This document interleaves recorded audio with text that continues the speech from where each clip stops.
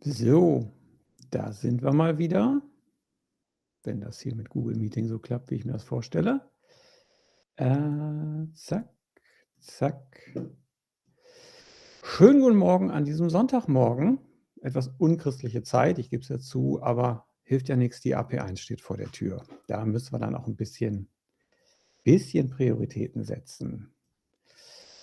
Ganz spontan würde ich heute noch mal anbieten, dass wir noch mal alles durchgehen, was man zeichnen kann, ne, wie es auch schon, steht in der Beschreibung, genau. Das war das richtige Wort, Beschreibung.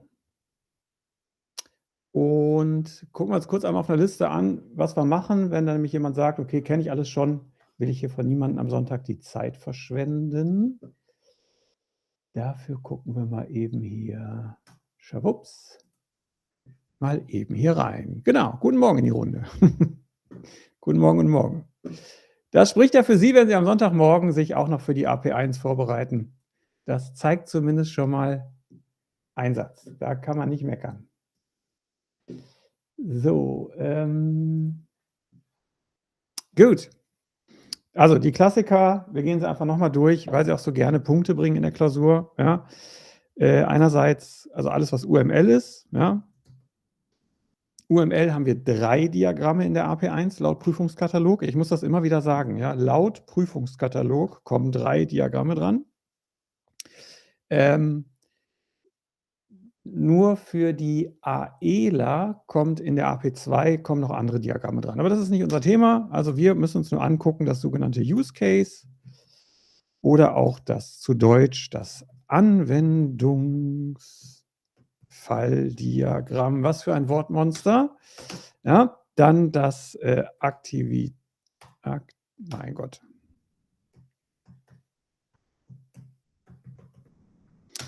Und das Klassendiagramm. Das wären die 3 üblichen Verdächtigen, wenn es um die UML-Diagramme geht. Ja, die bringen immer ordentlich Punkte. Und ich muss sagen, wirklich bei allen 3, gerade bei den ersten beiden, kann man wirklich nur durch ich sage es ganz platt, durch Hinkritzeln der richtigen Symbole und irgendwelche Wörter da reinschreiben und im besten Fall noch ein paar Linien ziehen, sind Sie ganz schnell immer bei der Hälfte der Punkte, selbst wenn Sie gar nicht verstehen, was Sie da tun. Also deswegen gerade bei den beiden Diagrammen wirklich immer was hinschreiben, damit man da die Punkte schon mal mitnimmt. So, dann hätten wir noch, was man noch so zeichnen kann, da können wir noch mal drüber sprechen, das ganze Thema Datenbank. Da hätten wir also einerseits das ER-Modell, ja, und das Daten oder halt auch Datenbankmodell. Da ist die IHK sich in den Klausuren auch nicht so ganz einig, wie sie es genau nennt, ja, dass man die begrifflich auch unterscheiden kann, ganz wichtig. Nicht, dass das eine gewollt ist und Sie malen das andere hin, dann haben wir ein Problem. Ganz wichtig auch hier bei den oberen, bei denen hier kriegen wir die Symbole in der Klausur ja dazu. Auf dem berühmten Belegblatt, ja, kriegen wir also hier, na, wo habe ich es denn jetzt, wenn man die Seiten sucht, kriegen Sie die ganzen Symbole irgendwie dazu. Ja, das kriegen Sie also alles in der Klausur dazu, aber bei den beiden hier unten nicht. Also die müssen wir kennen, wobei das ist jetzt auch sehr überschaubar. Also hier oben ist deutlich komplizierter, was die Symbole angeht, als das hier unten. Wir gehen sie gleich einfach nochmal alle durch und malen uns die alle einmal hin. Ja, aber wichtig, da oben kriegen wir sie, da unten kriegen wir sie nicht. Und jetzt könnte man noch sagen, okay, was kann man noch zeichnen? Eigentlich unseren Netzplan. Ja, den kann man noch zeichnen und ein Gantt-Diagramm. Das kann man theoretisch auch noch zeichnen. Dann sind wir aber auch wirklich durch mit dem, was man in der AP1 so für viele Punkte zeichnen kann. Da wäre jetzt theoretisch noch mal, hatten wir im letzten Livestream, Entschuldigung, strukturierte Verkabelung. Das würde ich mir jetzt hier aber sparen, weil das ist wirklich ein paar Kabel durch ein Gebäude ziehen.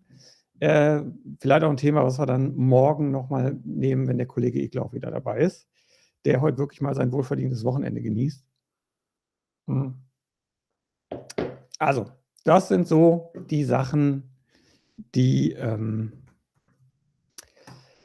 ich jetzt noch mal durchgehen würde. Wir klären erst noch mal einmal in Ruhe die Symbole und dann machen wir vielleicht noch mal irgendwie so kleine Beispiele dazu, denn zum Glück auch hier, gerade bei den 3, ne, in der AP1 wären es keine Riesenaufgaben dazu, aber trotzdem gerne mal so was für 10 Punkte oder so und das will man ja nicht liegen lassen.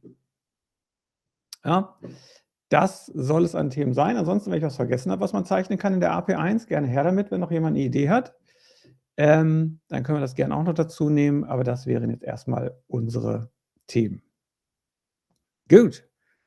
Komm, fangen wir mit dem Klassiker an. Lehnen Sie sich entspannt zurück am Sonntagmorgen, halten Sie sich schön an Ihrer Kaffeetasse oder Ihrer Teetasse fest und gucken einfach nochmal zu, lassen sich berieseln, damit nochmal die Symbole sich tiefer in Ihr Gehirn einbrennen und dann gucken wir mal, dass wir die nochmal alle klären und vielleicht der eine oder andere sich wann ist es denn, Mittwoch, ne? Am Mittwochmorgen in der Klausur daran erinnert, was der komische Onkel Niklas da so gelabert hat und Ihnen das dann vielleicht doch nochmal hilft. So. Zack. Ich gehe wieder in mein berühmtes Paint, auch wenn ich das Programm mittlerweile hasse. Es ist eine Hassliebe geworden. Ich kann hier irgendwie am schnellsten rummalen. Das geht am besten. Aber ich merke schon wieder, wie Google Meet, also die Bildschirmübertragung, meinen Rechner in die Knie zwingt. Das macht ja nie so richtig Spaß, aber gut. So, damit geht's los. Also Use Case Anwendungsfalldiagramm. Ich glaube, ich muss aber so ein bisschen warten, weil wir so einen leichten Versatz natürlich im Stream haben von so guten 10 Sekunden. Gehen wir noch mal kurz die Symbole durch. Ja? Das einfachste Symbol, ich male die jetzt mal alle hin, ist einfach nur ein großer Kasten. Ja, nur ein großer Kasten.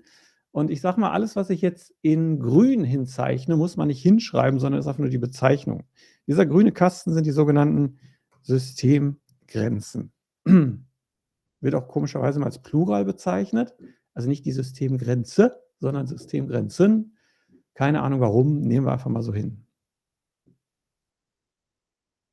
Ja, Sie sollten das deutsche Wort fürs Use-Case-Diagramm kennen, weil in der IHK-Klausur sagt die IHK, manchmal machen Sie ein Use-Case-Diagramm und manchmal sagen Sie Anwendungsfall-Diagramm. Das heißt, wir müssen einfach beide Begriffe parat haben, weil beide sind geläufig.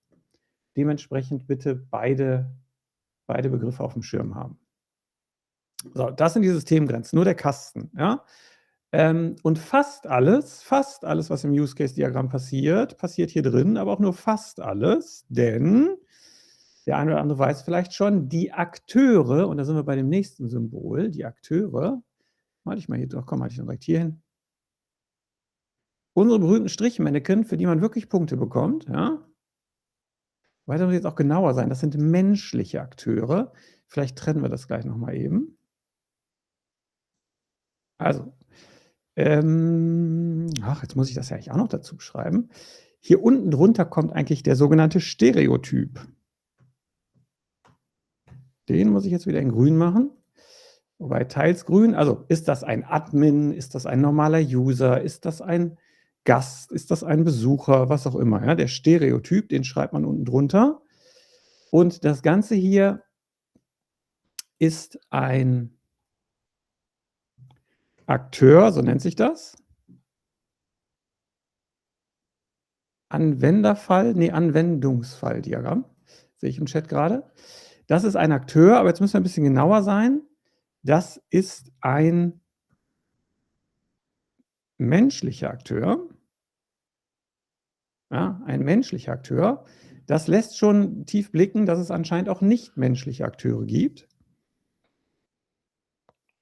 Die Akteure können, danke für die Frage, die können links, rechts, oben, unten stehen. Eigentlich können Sie die Akteure überall hinmalen. Ja? Eigentlich können Sie die wirklich überall hinmalen, ganz egal wohin. Es hat sich nur so eingebürgert, noch platzmäßig, dass man sie links daneben schreibt, manchmal auch rechts daneben. Theoretisch dürfen die aber überall. Sie müssen nur außerhalb der Systemgrenzen sein. Das ist immer ganz wichtig. Bitte nicht das Strichmännchen hier reinmalen.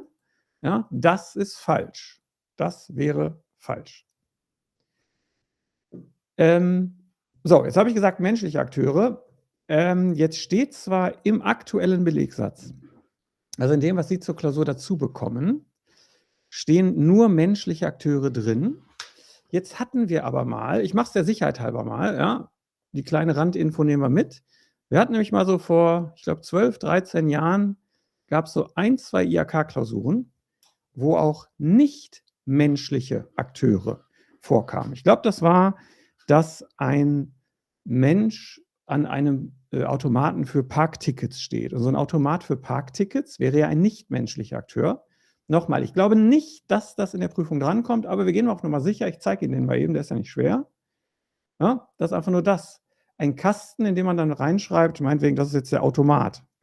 Ja, das wäre ein nichtmenschlicher Akteur. Also wenn eine Aufgabe kommt, ich halte es für sehr unwahrscheinlich, tendiert gegen 0, ja, aber dass eine Aufgabe kommt, wo sagt, Sie sollen ein Anwendungsfalldiagramm zeichnen mit einem Menschen und einem Parkscheinautomaten oder irgendwas anderes, was nicht menschlich ist, dann malen Sie einfach nur einen Kasten. Ja? Jetzt habe ich den Kasten nach rechts gemalt. Sorry, der kann natürlich genauso auf der linken Seite stehen. Wobei das hatte die IHK damals in ihren eigenen Lösungen dann so gemacht, dass sie den nichtmenschlichen Akteur nach rechts gemacht hat und den menschlichen Akteur nach links. Ja? Also das hier drüben, schreiben wir nochmal drunter. Wie gesagt, halte ich für ganz, ganz unwahrscheinlich. Nur dann haben Sie es schon mal gesehen. Schadet ja nicht. Ja, sind wir von einer bösen Überraschung gefeit. Das wäre ein nichtmenschlicher Akteur. Okay, nur dann haben wir es mal gesehen. So, jetzt gibt es beim UML-Anwendungsfall noch die eigentlichen Anwendungsfälle, also das, was jemand macht. Ja, und das kommt wiederum in die Systemgrenzen rein. Ja, das sind also einfach nur diese ovalen Formen, die man hier reinschreibt. Und da kommt dann rein, was jemand macht. Was machen wir mal? Bleiben wir kurz bei dem Beispiel, was wir haben. Ticket ziehen. Der zieht ein Ticket am Automaten. Da können wir nämlich gleich direkt mal was dran klar machen. Ich schreibe es erstmal drunter. Das ist ein Anwendungsfall.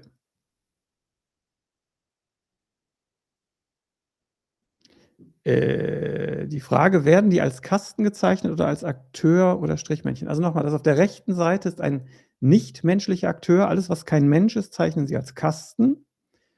Und alles, was ein Mensch ist, zeichnen Sie wirklich als Strichmännchen. Das mit Include Extend ist ganz einfach, das klären wir gleich. Das ist total einfach. Keine Sorge. Also, das hier ist ein Anwendungsfall, schreibe ich auch nochmal drunter. Ja, oder ein sogenannter Use Case.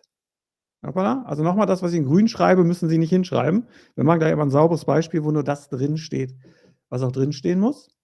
Und jetzt haben wir fast alle Symbole. Es fehlen uns noch zwei. Einerseits diese tolle Linie hier. Ja, diese Linie hat einen Namen, das ist eine Assoziation. Aber diese Linie sagt ja einfach nur aus, dass unser Strichmännchen ein Ticket ziehen kann. Ja, das Strichmännchen kann ein Ticket ziehen. Das sagt diese Linie aus. Und wenn das Strichmännchen, also unser Akteur, mehrere Dinge kann, ziehen wir einfach mehrere Linien. Ja, was auch immer dann da drin steht. Ganz wichtig, machen wir direkt mal vielleicht, weil das ein absoluter Klassiker Gedankenfehler ist bei diesem Diagramm. Wenn ich jetzt sage, der Akteur, ja, hier unser User, zieht ein Ticket am Automaten, dann denken viele, ah ja, da muss ich ja hier den Automaten auch dran packen. Nein, nein, nein, nein. Ja, das muss ich nicht. Denn im Anwendungsfalldiagramm steht dann einfach nur beschrieben, dass ein Kunde im Parkhaus kann ein Ticket ziehen. Fertig. Dass der Automat dann natürlich mit zu tun hat, ist in diesem Diagramm, wird aber gar nicht dargestellt. Ja? Wird einfach nicht dargestellt. Dafür ist das Diagramm nicht da. Und auch für eine andere Sache ist das Diagramm nicht da. Wenn ich jetzt sage, er muss später sein Ticket bezahlen, also in der Aufgabenstellung steht, dass er irgendwann später, wenn er raus will, muss er sein Ticket bezahlen. Dann denken viele, ja klar, ich muss ja erst ein Ticket gezogen haben und danach kann ich mein Ticket bezahlen und malen dann so eine Linie hin. Nein, bitte auch nicht. Dafür ist das auch nicht gedacht, das Diagramm. Dieses Diagramm kennt keine Reihenfolge. Mit einer Mini-Ausnahme, auf die kommen wir gleich, ja, das ist das Include. Aber das hier ist auch falsch. Man sagt also nur, er kann einerseits Ticket ziehen, er kann bezahlen. In welcher Reihenfolge das passiert und dass die Dinge irgendwie voneinander abhängig sind, ist in diesem Diagramm völlig egal. Dafür ist das Diagramm nicht gemacht. Ja?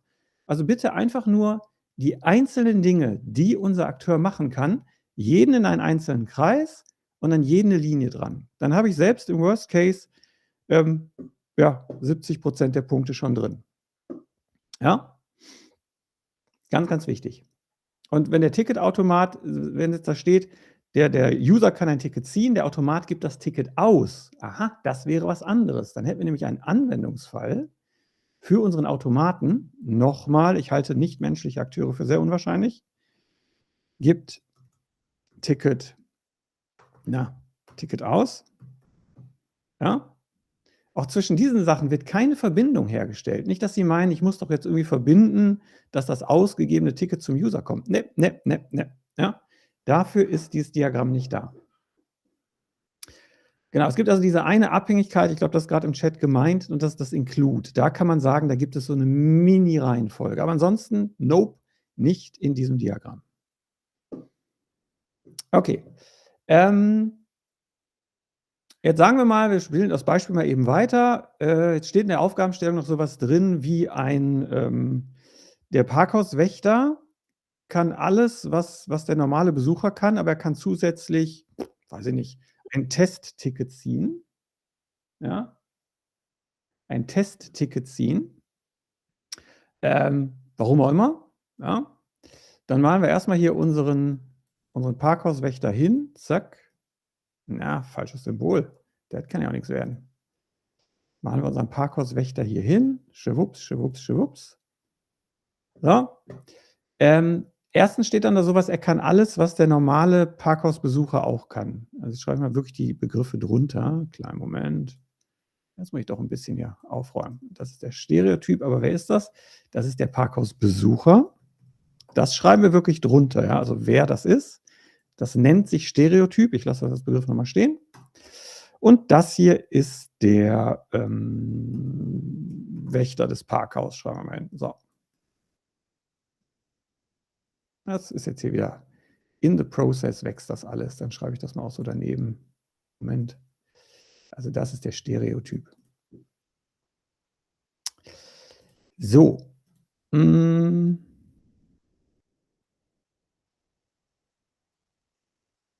Abhängigkeiten, ich denke schon, weil man mehrere Systeme haben könnte. Das müssen Sie bitte genauer erklären, da verstehe ich die Frage nicht ganz. Ich male schon mal ein bisschen weiter. So, das wäre jetzt der klassische Vererbungspfeil, wenn in der Aufgabenstellung steht, dass der Parkhauswächter alles kann, was ein Besucher machen kann. Also er kann auch Tickets ziehen, er kann auch Tickets bezahlen. Ja? Dann erbt quasi der Parkhauswächter diese beiden Linien hier zum Ticket ziehen, Ticket bezahlen, erbt quasi der Wächter, damit ich die halt nicht, ich deute es mal an, damit ich die halt nicht extra nochmal malen muss. Ja? Diese roten Linien muss ich nicht mehr malen, weil ich diesen Vererbungspfeil habe. Das heißt, der Wächter erbt alles, was der Besucher machen darf. Und jetzt habe ich gesagt, der darf zusätzlich irgendwie ein Testticket ziehen, habe ich, glaube ich, gerade gesagt. Gucken wir mal. Zack. Testticket. Na, ziehen. So. Das darf der noch zusätzlich, also kriegt er hier einfach so eine Linie hin. Ja? So. Jetzt haben wir jetzt auch noch die Vererbung dabei. Auch die kommt, die beschriften wir mal eben, damit wir auch die sauber erklärt haben. Ein nichtmenschlicher Akteur von einem menschlichen Akteur erben, nein, das geht nicht. Also das sehe ich nicht. Das macht keinen Sinn. Also, das ist zwar theoretisch, wirklich theoretisch möglich, aber das sehe ich auf gar keinen Fall für eine IHK-Klausur und schon gar nicht für eine AP1. Er fragt, ob jedes System eine Überschrift haben muss. Ach so, danke schön. Ja, das habe ich vergessen. Hier oben in die Systemgrenzen schreibt man in der Regel rein, wo wir uns hier gerade bewegen. In unserem Fall Parkhaus. Ja, das ist der Name dann des Systems. Danke für den Hinweis, das schreibt man hier oben rein. Genau. So, jetzt sagen wir mal, Vererbung wollte ich noch kurz beschriften. Lass mich das kurz noch eben machen. Dann ist das Ding zumindest gleich einigermaßen vollständig. Vererbung. Auch da, die Leute sind immer irritiert, dass der Pfeil von unten nach oben läuft. Das muss man sich einfach angewöhnen. Auch das steht in dem Belegsatz. Ja, das müssen Sie nicht auswendig lernen. So, jetzt sagen wir mal, in der Aufgabenstellung steht, damit der Parkwächter das Testticket ziehen kann, muss er sich zuerst autorisieren. Er muss sich zuerst, ich sag mal, am Parkautomaten einloggen. Ja? Da könnte man jetzt auch wieder meinen, okay, der Wächter muss sich am Automaten einloggen, da muss es doch eine Verbindung geben. Nein, nicht in diesem Diagramm. Ja? Nicht in diesem Diagramm. Es gibt da so eine Verbindung nicht. Aber wenn da steht, er muss sich einloggen, ja, das ist das ganz wichtige Satz, er muss sich anmelden, meinetwegen, ja, dann ist muss hier das Entscheidende, denn das muss sagt uns immer, das ist ein Include. Alles, was passieren muss, ja, ist ein Include, es sei denn, es ist schon vorher passiert. Dann wird es zum Extend. Das ist dieser kleine Sonderfall, da kommen wir gleich drauf. Also er muss sich anmelden, heißt, es gibt irgendwie eine Login-Bubble. Ein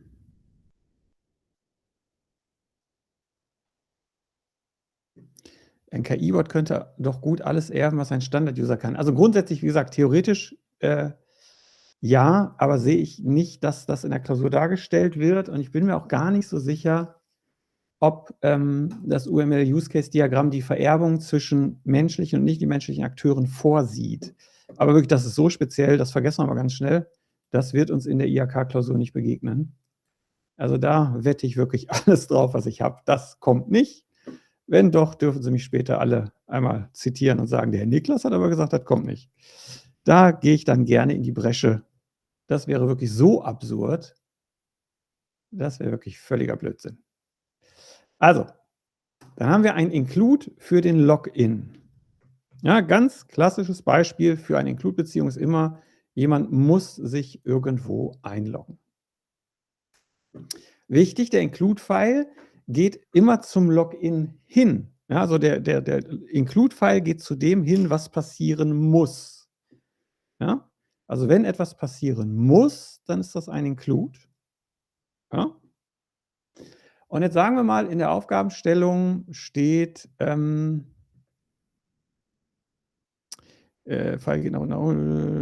moin, moin, achso, das sind okay. Jetzt sagen wir mal, in der Aufgabenstellung steht zusätzlich, jetzt wechsle ich mal bewusst die Farbe. Was nehmen wir da mal? Jetzt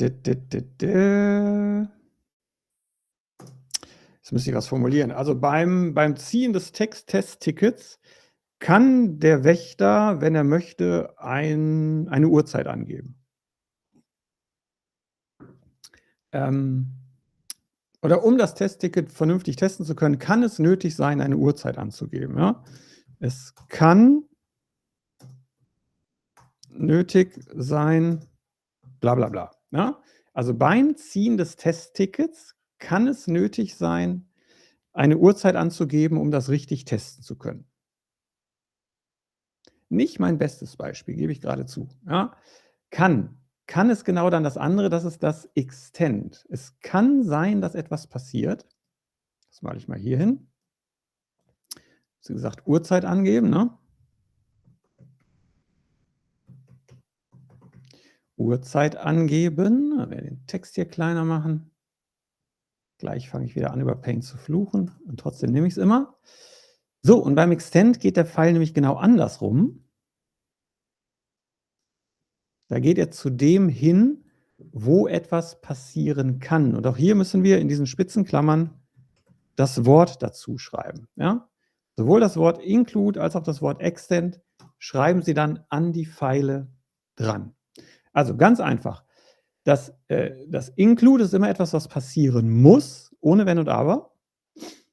Und das Extend ist etwas, was passieren kann. Ja? Das ist erstmal die ganz einfache Geschichte. Auch hier ganz wichtig, das wird auch oft falsch gemacht. Viele denken dann, man müsste ein Extend oder ein Include-File zum Akteur hinmalen. Nee, das gibt es auch nicht. Das gibt es in diesem Diagramm nicht. Ja? Das gibt es nicht. Also das bitte auch vergessen.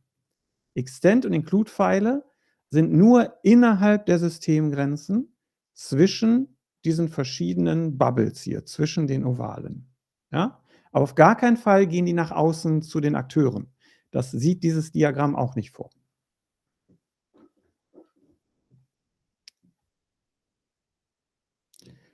Jetzt habe ich gesagt, grün sind alle Begriffe, die wir nicht zeichnen müssen. Deswegen habe ich jetzt schwarz gemacht, weil diese gestrichelten Linien müssen Sie zeichnen. Auch das bitte, diese Linien sind gestrichelt. Steht in dem Belegsatz, den Sie kriegen, denken Sie dran. Deswegen lasse ich die jetzt mal noch in der Farbe. Wir machen gleich nochmal ein sauberes Diagramm, wo dann keine Erklärungen mehr drinstehen, damit Sie sehen, was Sie alles nicht zeichnen müssen. Also alles, was hier grün ist aktuell und auch das rote, müssten wir nicht hinschreiben. Ja? Deswegen alles, was schwarz ist, muss quasi da bleiben. Genau, Extension Points sind, glaube ich, in der AP1 wirklich nicht gefragt. Extension Points heißt, dass man hier eigentlich eine Linie drunter zieht und sagt, es gibt den Extension Point Uhrzeit angeben und dann auch noch mit einem Kasten da dran malt. Sehe ich aber nicht für die AP1, sehe ich nur in der AP2 für die AELA. Ja? Da kann man sich mal ein bisschen streiten, ob und wie viel man zu den Extension Points schreiben muss oder kann. Ich glaube, auch hier gilt, wenn der Prüfer einfach sieht, dass Sie das Grundprinzip verstanden haben, ja, und Ihr Use-Case-Diagramm an sich schlüssig zur Aufgabenstellung passt, dann wird er sich nicht daran aufhängen, dass jetzt der Extension Point fehlt oder dass halt an der Extension kann man ja auch immer noch diesen Kasten dran malen, theoretisch und was reinschreiben. Ja. Sehe ich alles nicht für die AP1, deswegen das hier ist eigentlich schon alles, was wir von der AP1 erwarten können. Und auch hier, ich sage es nochmal, für die, die jetzt neu dazugekommen sind, nicht-menschliche Akteure sehe ich nicht in der AP1. Ja? Also kam vor 12, 13 Jahren ein-, zweimal vor, steht aktuell nicht im Belegsatz. Deswegen glaube ich nicht, dass sowas kommt. Ich habe es nur der Vollständigkeit halber einmal noch dazu gemalt, damit wir da von einer bösen Überraschung gefeit sind. Sie müssen sich das gar nicht merken, wie die Pfeilrichtung ist, weil Sie kriegen es ja im Belegsatz. Sie kriegen ja dieses schöne Belegblatt, wo gezeigt wird, wo der Pfeil hingehen muss. Ja? Ansonsten merken Sie sich immer nur, der Pfeil geht zu dem hin, was passieren muss. Der Pfeil geht zu dem hin, was passieren muss. Und dann ist einfach das Gegenteil, ja, da geht der Pfeil weg. Ja? Merken Sie sich nur, also, weil der Login ist auch so der Fall, der fast immer kommt. Merken Sie einfach nur, zum Login geht der Pfeil hin. Das reimt sich ja sogar, ist doch super. Werde ich hier noch zum Reimkasper am Sonntag. Zum Login geht der Pfeil hin. So, das vergessen Sie alle nie wieder, weil es so gruselig war. Gut. Also, das ist so alles an Symbolen, was wir für die AP1 brauchen. Ja? Wir haben unsere Akteure, unsere menschlichen Akteure, nochmal die nichtmenschlichen. Ich kann das einfach mal hier wieder wegnehmen. Ich glaube einfach, die kommen nicht. Ja? Vergessen Sie das bitte, was da rechts steht. Das sehe ich nicht in der AP1. Auch nicht in der AP2, weil es nicht im Belegsatz steht.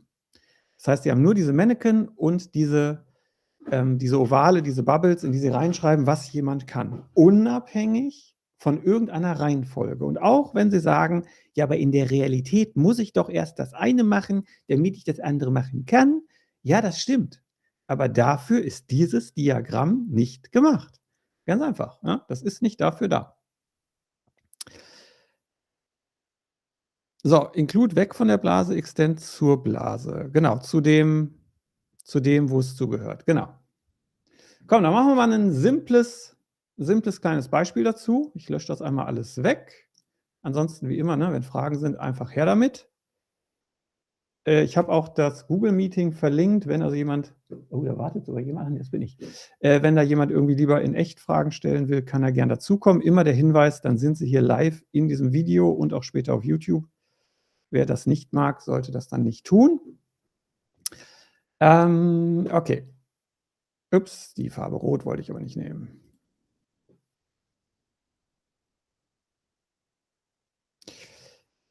Können Sie unabhängig von dem Thema heute nochmal auf die verschiedenen Arten der Berechnung, die möglich sind, eingehen?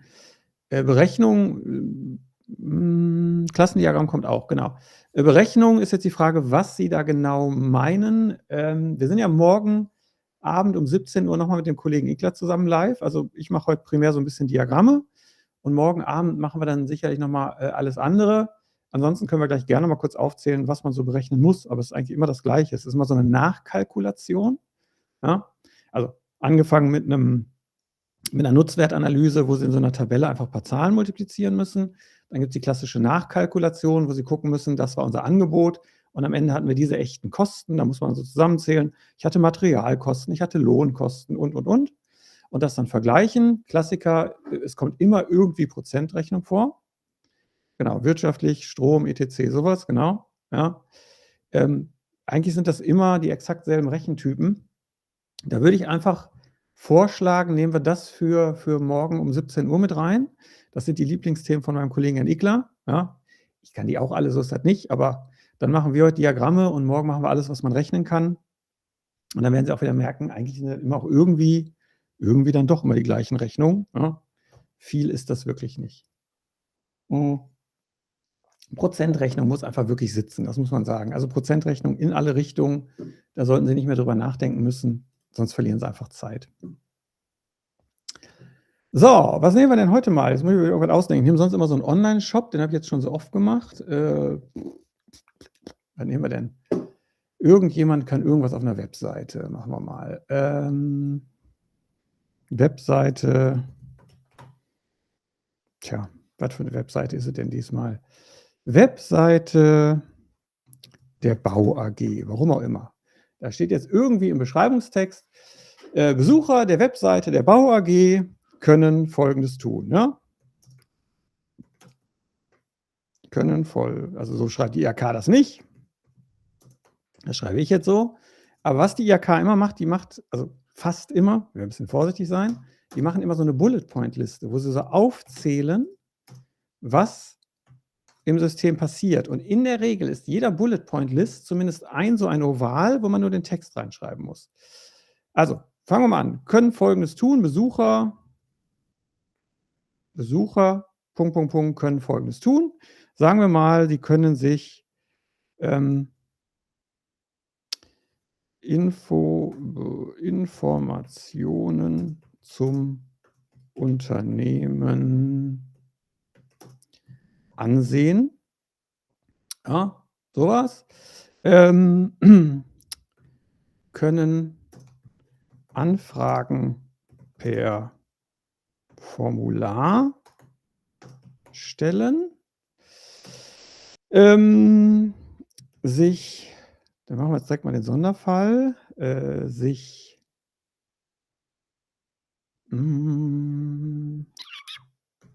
registrieren, ein Profil anlegen.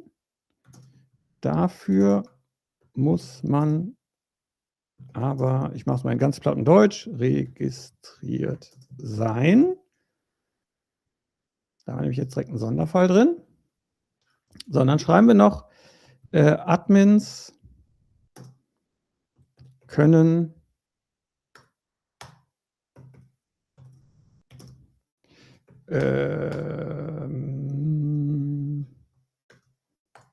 Accounts freigeben, Accounts sperren. Admins können zusätzlich, da ist das magische Wort, ja, Accounts freigeben, Accounts sperren. Also mit ein bisschen mehr Text drumherum und ein bisschen mehr Information drumherum wäre das so, geht schon so in die Richtung AP1 Größenordnung. Ja, versuchen wir daraus mal was zu machen. Nochmal hier genau Speicher und Strom, diese Rechnung, das werden wir auf jeden Fall auch morgen nochmal machen mit dem Kollegen Ickler. Deswegen gerne, also morgen 17 Uhr sind wir nochmal online und dann machen wir wirklich nur diese Rechenthemen, würde ich sagen. Dann haken wir heute das ganze Diagrammthema und alles, was man zeichnen kann, haken wir heute ab. Und morgen rechnen wir dann noch ein bisschen und gucken nochmal uns die Aufgabentypen an. So, wie gehen wir das jetzt an? Erster Schritt ist immer in den Aufgaben gucken, okay, welche Akteure gibt es denn überhaupt? Ja? Also anscheinend gibt es einen Akteur Besucher und Admin. Meistens schreibt die IHK das auch wirklich so deutlich hin, dass man das einfach so rauslesen kann, überhaupt kein Problem. Sonst muss man so ein bisschen im Text suchen, ja, aber in der Regel geht das ganz gut. So, dann fangen wir natürlich damit an. Jetzt mache ich meinen Strichmännchen mal nicht mehr so schön. Ja. Schwupps, schwupps, schwupps. Auch da, bitte fangen Sie nicht an, in der Klausur mit Geodreieck und Zirkel irgendwas zu zeichnen.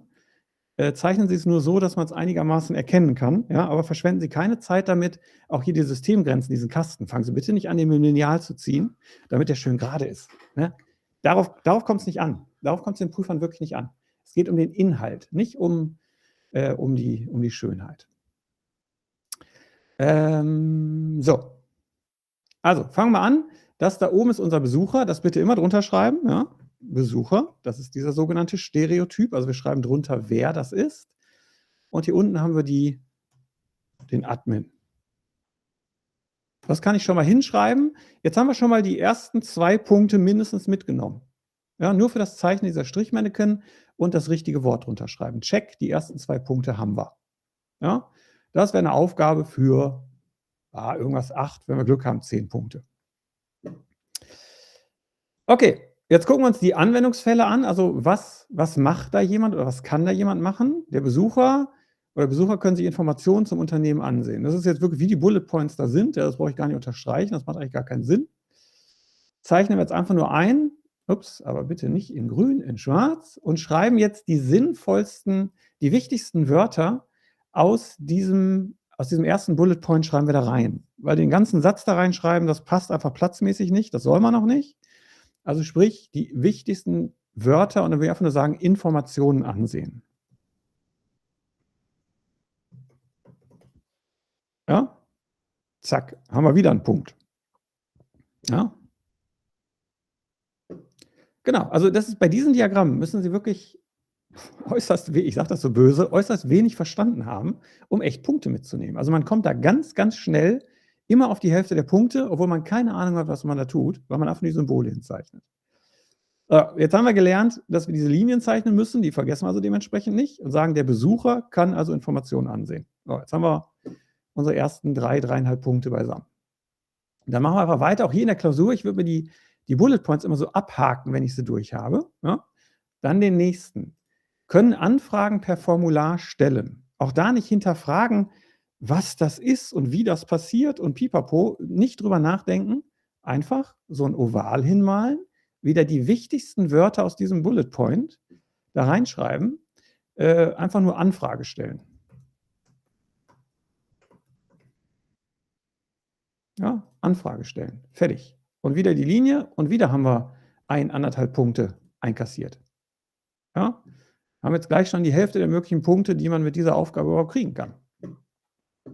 So, sich registrieren. Auch wieder nicht zu sehr drüber nachdenken. Ich muss so ein bisschen mit dem Platz gucken. Wie mache ich es? Ich mache das mal hier hin, in der Hoffnung, dass das gleich mit den Linien hinkommt. Sich registrieren. Da können Sie einfach nur reinschreiben, registrieren. Registrieren. Zack. Und auch das verbinden. Haben wir wieder einen Punkt. Check. So. Können wir auch wieder abhaken. Und jetzt kommt so ein Sonderfall. Ich habe ja vorhin gesagt, sobald da das Muss steht, haben wir eine Include-Beziehung. Ja, aber jetzt ist genau, habe ich jetzt bewusst diesen Sonderfall mal gebastelt. Ein Video zu Wirtschaftsthemen, das können wir sicherlich auch mal machen. Wahrscheinlich dann eher Richtung AP2 und Wieso, würde ich tippen, weil so furchtbar wirtschaftslastig ist ja die AP1 gar nicht. Ich sehe es nur gerade im Chat. So, ich habe gesagt, muss ist ein Include. Ja. Und jetzt haben wir hier nämlich einen Sonderfall. Aber gut, machen wir erstmal den ersten Teil des Satzes. Ja, das kann man auch ganz gut, diese Sätze so in der Mitte trennen. Und ich mache erstmal das, was da im ersten Teil des Satzes steht, nämlich Profil anlegen. Bei diesen Aufgaben ganz wichtig, selbst wenn ich nicht weiß, wie es am Ende weitergeht, ich kann schon mal das hinschreiben, wovon ich weiß, dass es sowieso dahin muss. Ne? Immer diese Teilpunkte mitnehmen. Also, ein Benutzer soll ein Profil anlegen können. Jetzt steht da aber, dafür muss er aber registriert sein. Nochmal kurz im Text, Gesetze, Handelsrecht und sowas, ganz schlimme Themen. Ja, das geht ja nie so tief rein. Also wir müssen ein bisschen was zum Kaufvertrag wissen, aber auch das kratzt ja alles nur an der Oberfläche. So, jetzt steht dann muss. Da hätte er jetzt gedacht, okay, Profil, er muss sich registrieren. Ja, er muss registriert sein. Ja, aber was ist denn, wenn er schon registriert ist? Er hat sich gestern registriert und heute will er sein Profil anlegen. Dann muss er sich ja heute nicht mehr registrieren. Dann wird plötzlich aus diesem Muss ein Kann, denn er kann sich unabhängig vom Profil anlegen registrieren. Also, ich habe mich gestern registriert und habe den Rechner ausgemacht. Fertig. Ja? Und heute lege ich mein Profil an. Dann muss ich mich nicht mehr registrieren. Anderes Szenario, ich will heute mein Profil anlegen, dann muss ich mich registrieren. Das heißt, für User A, der sich gestern registriert hat, ne, kein Problem. Für User B, der sich heute registriert, ist es was anderes. Also wir haben 2 Varianten. Und dann sind wir immer direkt beim Extend. Dann sind wir beim Extend. Weil er kann sich unabhängig vom Profil anlegen, kann er sich auch schon vorher registrieren. Das ist dieser Spezialfall. Das ist dieser Spezialfall. Ja? Jetzt können wir kurz klären, hätte dieser Satz hier nicht gestanden, dieser Bullet Point, hätte es das nicht gegeben mit dem sich registrieren, dann wäre das in der Tat eine Include-Beziehung. Aber dadurch, dass es vorher da stand, dass er das sowieso unabhängig von allem anderen machen kann, wird daraus plötzlich ein Extend. Ja? Also, wenn das sich registrieren dann nicht gestanden hätte, wäre es ein Include.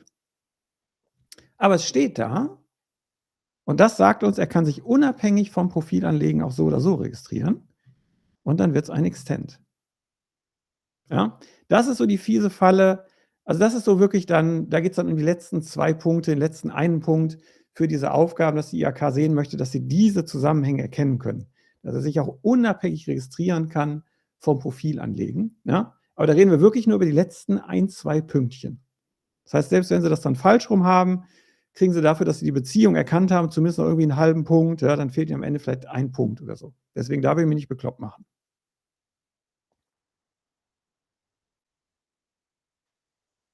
So, steht da aber, wenn nicht in der Aufgabenstellung steht, dass er sich gestern registriert hat. Ne, also das gestern ist das Beispiel von mir. In der Aufgabenstellung steht als einzelner Bullet Point, dass man sich registrieren kann.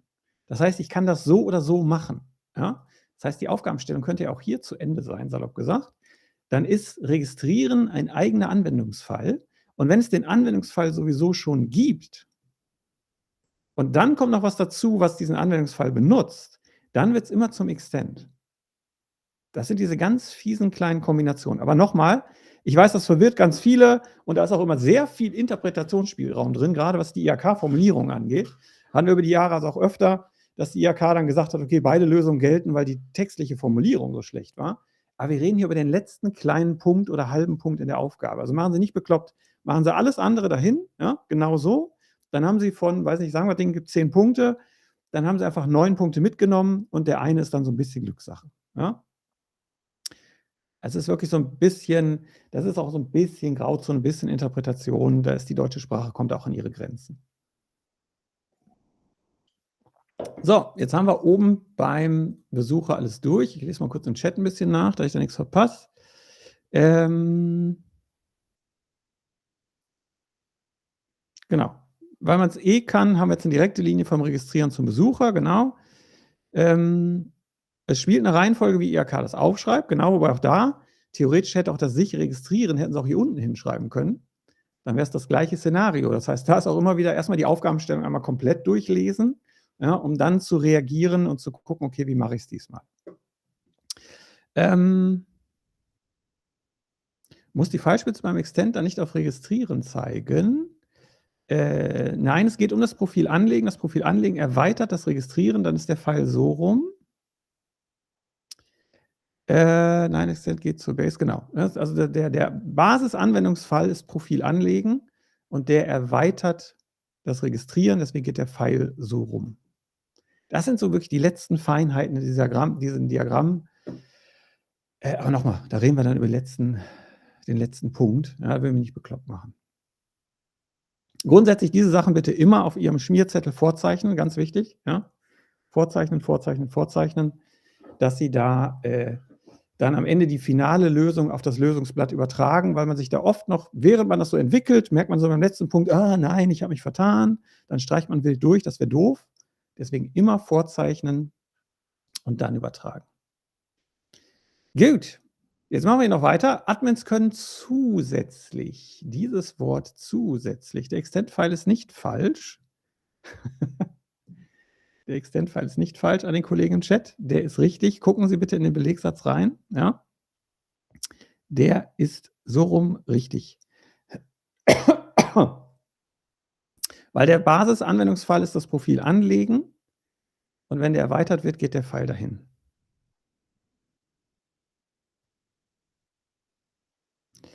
So, jetzt steht hier das magische Wort zusätzlich. Zusätzlich heißt, der Admin darf all diese Dinge auch, und damit wir das nicht neu hinzeichnen müssen, machen wir halt diesen Vererbungspfeil. Auch hier wichtig, der Vererbungspfeil hat so ein Dreieck, ein nicht ausgemaltes Dreieck. Ja? Dieser Pfeil gibt auch schon mal wieder einen Punkt oder einen halben Punkt. Und dadurch erbt er alles. Und jetzt brauchen wir eigentlich nur noch da unten 2 weitere Anwendungsfälle, die nichts mit dem da oben zu tun haben. Auch da bitte nicht, dass Sie meinen, ja, der User muss sich ja erst registriert haben, damit ich den Account freigeben oder sperren kann. Nein, nein, nein. Keine Reihenfolge in diesem Diagramm. Ja? Account freigeben und Account sperren. So, das sind die beiden Sachen, die der Admin machen kann, völlig unabhängig von dem, was der Besucher da oben macht. Ja? Und dann haken wir die auch ab. Und jetzt sagt vielleicht der eine oder andere, ja, Moment, so ein Admin, der muss sich doch erstmal einloggen, damit er das machen darf. Ja, das stimmt in der Realität. Aber jetzt kommt der magische Satz. Das steht da nicht. Ja? Wir machen das, was in der Aufgabenstellung steht und nichts anderes. Selbst wenn wir sagen, in der Realität ist es ganz anders, ist egal. Ja? Wir machen das, was in der Aufgabenstellung steht. Ob wir das sinnvoll finden oder nicht, stumpf abarbeiten. Und dann haben wir für das Diagramm, ja mal kurz überlegen, 1, 2, 3, 4, 5, 6, 7, 8, ja, 10 Punkte wäre das wahrscheinlich. Ja? Dann ist für sowas hier dann 10 Punkte mitgenommen. Das ist natürlich immer so ein bisschen abhängig vom Rest der Klausur und der Bewertung an sich, aber das könnte so gute 10 Punkte sein. Und das haben Sie ganz schnell hingekritzelt, wenn Sie das einmal grundsätzlich verstanden haben. So, mal kurz den Chat lesen. Nee, in diesem Fall ist der Base Case nicht das Registrieren. Das ist in diesem Fall keine Interpretation, ja? Weil, da müssen Sie sich diesen Satz genau angucken. Er kann ein Profil anlegen und dafür muss er. Dafür muss er. Das heißt, dieser zweite Satzteil bezieht sich auf den ersten und damit ist völlig klar, was der Basisanwendungsfall ist, ja, und wie dann erweitert wird. Das ergibt sich dann immer aus der Sprache. Ja? Das haben wir ja oft in IHK-Klausuren, dass wirklich einzelne Wörter, teilweise einzelne Buchstaben einen Unterschied machen, ja, auf den man dann achten muss. Ich könnte auf Steuerung Z drücken, nicht Honk. So, hoppala. So. Ja, das ist ja hier sehr deutlich. Aber registrieren erweitert doch nicht Profil anlegen. Woran machst du das fest? Wilde Diskussion. Also, das hier ist auf jeden Fall eine richtige, gültige Lösung. Ja? Einfach, das gibt der Satz so her. Das Registrieren könnte auch ein Login sein, das hatten wir auch ganz oft. Ja? Aber das ist die Art und Weise, wie man das lösen muss. Ja? Also verstehen, es geht gerade ums Profil anlegen. Und wenn ich gerade dabei bin, mein Profil anzulegen, kann es sein, dass ich mich noch registrieren muss. Und wenn ich das so formuliere, ist klar, aha, der Extent kommt vom Registrieren zum Profil anlegen.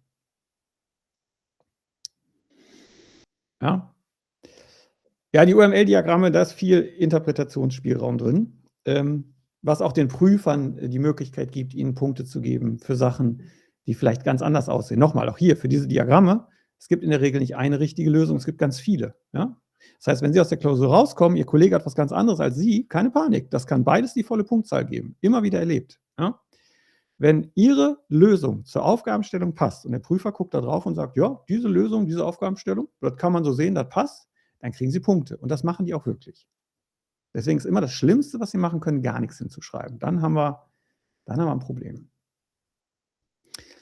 Gut, das wäre unser Use-Case-Diagramm. Also viel schlimmer als das wird es auch nicht werden. Bin mir ziemlich sicher. Dann, komm, nehmen wir Aktivitätsdiagramm als nächstes. Zack. Gehen da auch erstmal die Symbole durch. Unser schönes Aktivitätsdiagramm. So, beim Aktivitätsdiagramm, da geht es jetzt wirklich um die Reihenfolge. Ja? Gerade beim Use Case, beim Anwendungsfalldiagramm, da ist nichts mit Reihenfolge.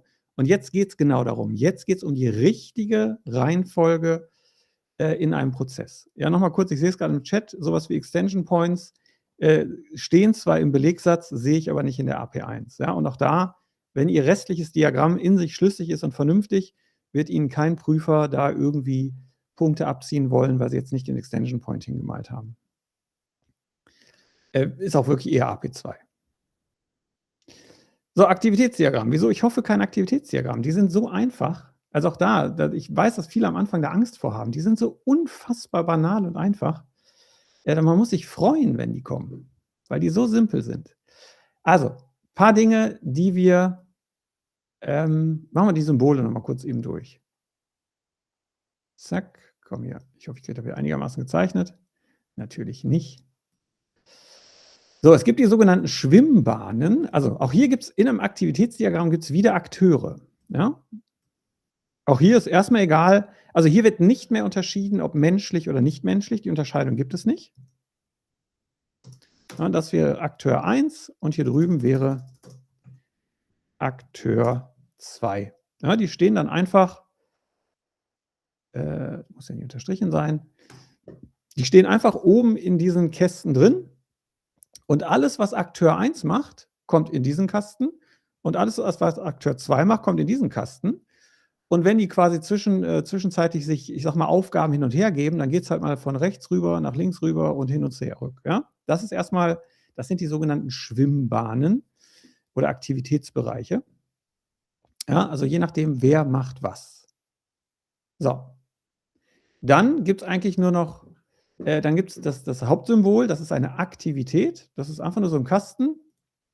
Schreiben wir ganz platt rein, macht dies und das. Ja? Da wird nämlich direkt deutlich, da können auch 1, 2 Sachen zusammengefasst drinstehen. Macht dies und das. Also was macht jemand? Das steht da drin. Da muss immer eine Aktivität drinstehen. Können wir auch wieder ein bisschen mit grün hier kennzeichnen. Zack. Ja, das ist die Aktivität. Darum geht es in diesem Diagramm. Was macht jemand? Er macht dies und das. Er zieht ein Ticket, er bezahlt seine Rechnung, er sendet eine E-Mail, er liest ein Buch. Keine Ahnung. Ne? All das ist eine Aktivität. Und da können wir auch sagen, wer die macht, Akteur 1, Akteur 2 und dementsprechend käme das Ding, nur mal eben angedeutet, dementsprechend käme das Ding entweder hier rein, wenn es Akteur 1 macht, oder hier rein, wenn es Akteur 2 macht. Aber das gucken wir uns dann gleich nochmal an. Ja? Also das ist eine Aktivität. So. Wenn jetzt in dem Aktivitätsdiagramm verschiedene Dinge passieren können, ja, so nach dem Motto, montags fährt er links lang, mittwochs fährt er rechts lang, also eine klassische Entscheidung getroffen wird, dann haben wir die Entscheidungsraute. Ups, die sollte nicht grün sein. So, ja. In die tendenziell, aber das muss nicht so sein, tendenziell von oben quasi der Prozess reinkommt und dann zu allen 3 Seiten, wenn nötig, rausgeht. Also wenn ich sage, montags macht er das eine, mittwochs das andere und freitags noch was anderes, ja, könnte ich das so machen, indem ich in eckige Klammern reinschreibe, Mittwoch, meine Herren, Mittwoch, zack, ein bisschen kleiner machen. Also in eckige Klammern kommt an den Pfeil quasi so die Bedingung dran, das macht er mittwochs, das hier macht er meinetwegen freitags. Und das hier machen wir am Montag. Warum auch immer. Ja? Das heißt, Sie schreiben an die Pfeile dran, welche Bedingung erfüllt ist und dann geht er diesen Weg. Frage zur AP1 in Baden-Württemberg. In Baden-Württemberg ist leider alles komplett anders. Sehe ich gerade im Chat. Da bin ich auch nicht im Thema, weil wir nur die restlichen 15 Bundesländer unterrichten. Ich habe mich bewusst bisher da bei Baden-Württemberg rausgehalten, das läuft alles ein bisschen anders. Da sind die sehr eigen. Deswegen kann ich da nicht so richtig viel zu sagen. Das glaube ich, was auf jeden Fall dran kommt.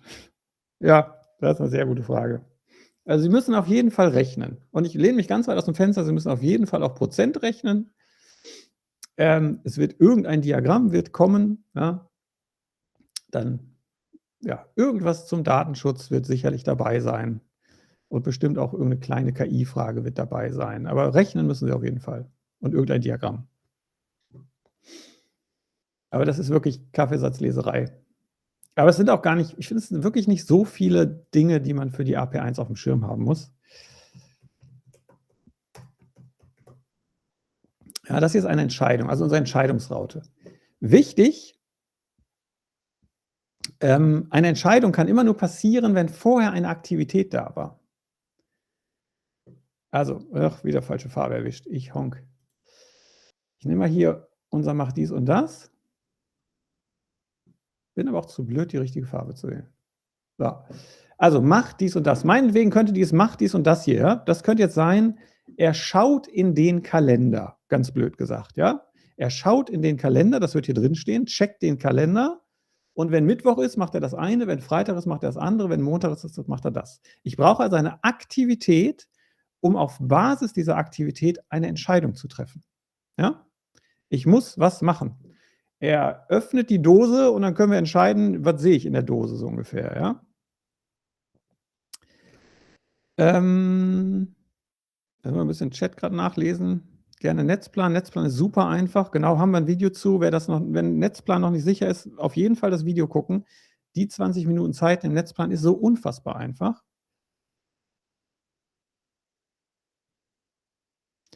Ich sehe auch gerade, Deutsch ist nicht so gut. Nochmal in den Klausuren, nicht in der Doku später, das ist was anderes. Aber in den Klausuren der IHK sind Rechtschreibung und Grammatik grundsätzlich erstmal egal. Es geht um den Inhalt. Sie müssen in der Lage sein, dem Prüfer den Inhalt zu vermitteln, der die Antwort darstellt. Ja? Dafür müssen Sie keine schönen deutschen Sätze schreiben, keine tolle Grammatik, keine Rechtschreibung. Deswegen bitte auch in der Klausur keine Zeit damit verschwenden und zu überlegen, wie formuliere ich das denn jetzt am besten? Ja? Schreiben Sie einfach nur den Inhalt der Antwort hin. Ja? Pseudocode sehe ich auch gerade. Pseudocode ist ja, wenn nur lesend in der AP1. Ich sehe nicht, dass wir da welchen schreiben müssen. Genau, und ich sehe auch da, vor jeder Entscheidung muss eine Aktivität stehen. Ja? Keine Entscheidung ohne Aktivität. Also die Entscheidung folgt auf eine Aktivität, ganz wichtig. Ja? Das bitte nicht vergessen. So, jetzt gibt es noch andere Symbole, da kann man sich jetzt schon wieder ein bisschen drüber streiten, ob wir die in der AP1 bekommen oder nicht, aber es kann gut sein. Und zwar das sogenannte Splitting und die Synchronisation. Also sagen wir mal montags, wir haben jetzt festgestellt, es ist Montag und dann passieren zwei Dinge gleichzeitig. Zum Beispiel, während die Buchhaltung die Rechnung schreibt, liefert der Lieferdienst das Paket aus. Ja, also zwei Dinge passieren ungefähr zeitgleich. Vorsicht, das muss nicht absolut parallel zeitgleich sein, sondern nur so ungefähr. Ja? Das heißt, dann wird das hier aufgeteilt durch so eine horizontale Linie und dann machen wir daraus zwei Pfeile. Das ist das sogenannte Splitting. Also unser Pfad teilt sich in zwei Pfade auf. Das ist immer, wenn irgendwelche Dinge unabhängig oder parallel passieren. Ja, also nochmal, ein Fall könnte sein, die Buchhaltung schreibt die Rechnung und der andere Fall ist, der Lieferdienst liefert währenddessen was aus. Und wenn wir ein Splitting hatten, müssen wir auch eigentlich immer, da gibt es so ganz wenig Ausnahmen, müssen wir noch immer was anderes haben, nämlich dann eine Synchronisation. Das heißt, das habe ich zu hoch gemalt, ups, auch das war wieder falsch. Ich muss diese Sachen ja irgendwann wieder zusammenführen zu einem Pfeil. Ja? Und das ist die sogenannte Synchronisation. Dazwischen wäre jetzt natürlich was passiert. Wir machen gleich ein Beispiel, dann wird es deutlicher. Ich will nur kurz einmal die Symbole. Ja? Das ist wieder der Sync. Also wir führen das wieder zusammen, die Synchronisation. Ja? Ich habe es also in parallele Prozesse aufgeteilt, die gleichzeitig laufen. Und irgendwann muss ich es auch wieder zusammenführen. Wobei es zusammenführen ist jetzt ein fieses Wort, denn fürs echte Zusammenführen gibt es noch ein anderes Symbol. Also das ist die Synchronisation, das ist das Splitting. Den Pfeil mal ein bisschen höher machen. Ja, das ist die Synchronisation. Und jetzt fehlt uns noch ein Symbol, was ich gerade mich schon angesprochen habe, die sogenannte Zusammenführungsraute. Also sagen wir mal, wir sind ja gerade dem Pfad des Montags gefolgt und montags sind wir dann bis hier unten gekommen. Aber auch wenn freitags irgendwas passiert ist, kommen wir irgendwie wieder an derselben Stelle aus. Und so führen wir die Prozesse dann zusammen. Und auch der Mittwoch kommt irgendwann wieder in unseren Prozess rein. Und so führen wir alle Pfade wieder zusammen. Also wir haben gesagt, mittwochs mache ich das, freitags mache ich das, okay. Aber am Ende des Prozesses mache ich dann doch wieder das Gleiche. Da muss ich die Sachen wieder zusammenführen, um dann wieder mit einer Prozesslinie weiterzumachen. Und das ist die berühmte Zusammenführungsraute, die jetzt wirklich in den letzten Jahren von der IHK wirklich gefordert ist. Früher hat sie das selber in den Klausuren nicht gemacht, jetzt macht sie das aber. Ja, damit führe ich also Prozesse wieder zusammen. Also immer wenn Sie merken, ich bin hier irgendwie in zwei Richtungen abgebogen, jetzt kommt der Prozess aber wieder zusammen, dann brauchen Sie diese Zusammenführungsraute. Auch da, Sie können von allen Seiten andocken und gehen dann an einer Seite wieder raus. Ja? So, muss aber dicker gezeichnet sein. Oder was muss dicker gezeichnet sein? Es muss nichts dick oder dünn gezeichnet werden. Und das und oder, nein, wir brauchen kein und kein oder, das brauchen wir alles nicht, sondern nur die Raute und die eckigen Klammern, die sagen, worauf wir reagieren. Wir machen da gleich mal ein Beispiel.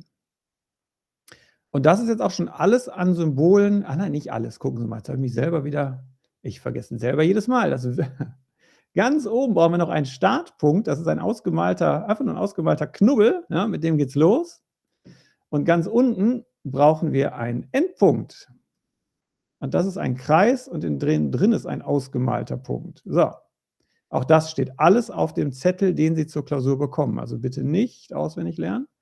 Also das ist unser Start und das ist unser Ende. Und die müssen auch immer sein, und da ist das Fiese, die stehen nicht in der Aufgabenstellung. Ja? Die müssen Sie aber trotzdem immer hinmalen, weil sonst fehlt Ihnen mindestens ein Punkt. Wenn nicht sogar zwei, je nach Aufgabe. Ja? Startpunkt, Endpunkt. Also der Prozess muss irgendwo zum Ende kommen. Eine Synchronisation, Sie meinen jetzt wahrscheinlich den Unterschied zwischen Zusammenführung und Synchronisation.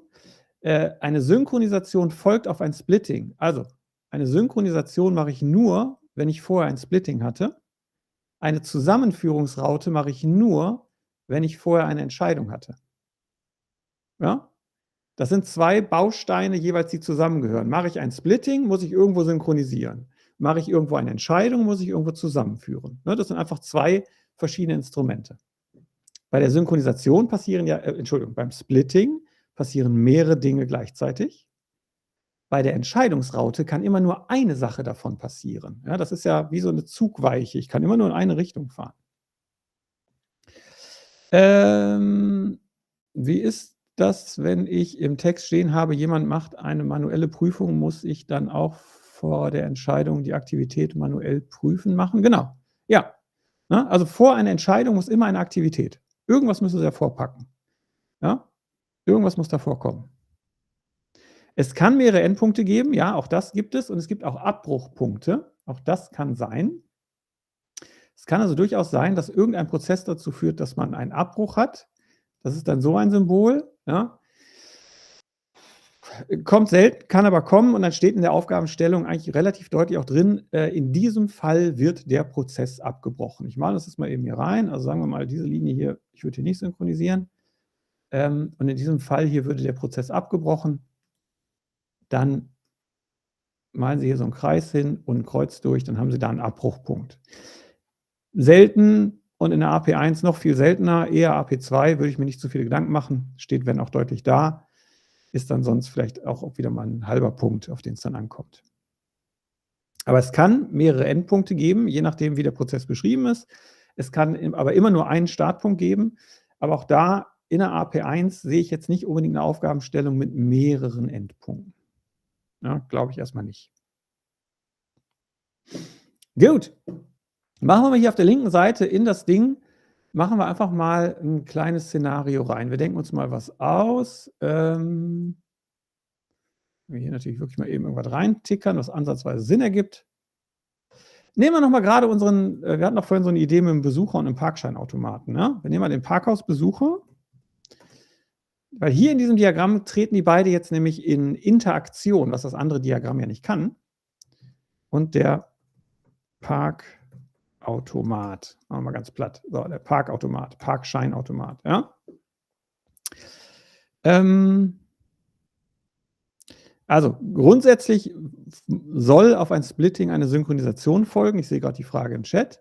Aber es kann natürlich sein, dass in einem der Pfade auch abgebrochen wird. Ja, das kann sein. Aber nochmal, das wäre schon sehr speziell für eine AP1-Aufgabe. Da würde ich mich also nicht zu sehr drin verlieren. Ja?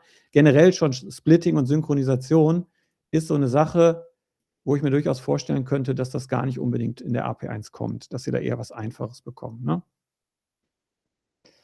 Kann sein, aber ja. Okay, machen wir Besucher und Parkscheinautomat. Ich mache das mal wieder on the fly. Sagen wir mal, der Besucher kommt ins Parkhaus. Ja, das ist der erste Satz. Dann wissen wir, dass wir tendenziell den Startpunkt schon mal beim Besucher hinmalen. Der Startpunkt kann eigentlich überall sein, aber ich würde ihn immer dahin malen, wo die erste Aktivität stattfindet. So, sagen wir, der Besucher fährt ins Parkhaus. Zack. Dann kommt hier rein, fährt ins Parkhaus. Zack, mal ein bisschen kleiner machen. Ich hoffe, das kann man noch lesen, sonst bitte Bescheid sagen, dass man das noch vernünftig lesen kann.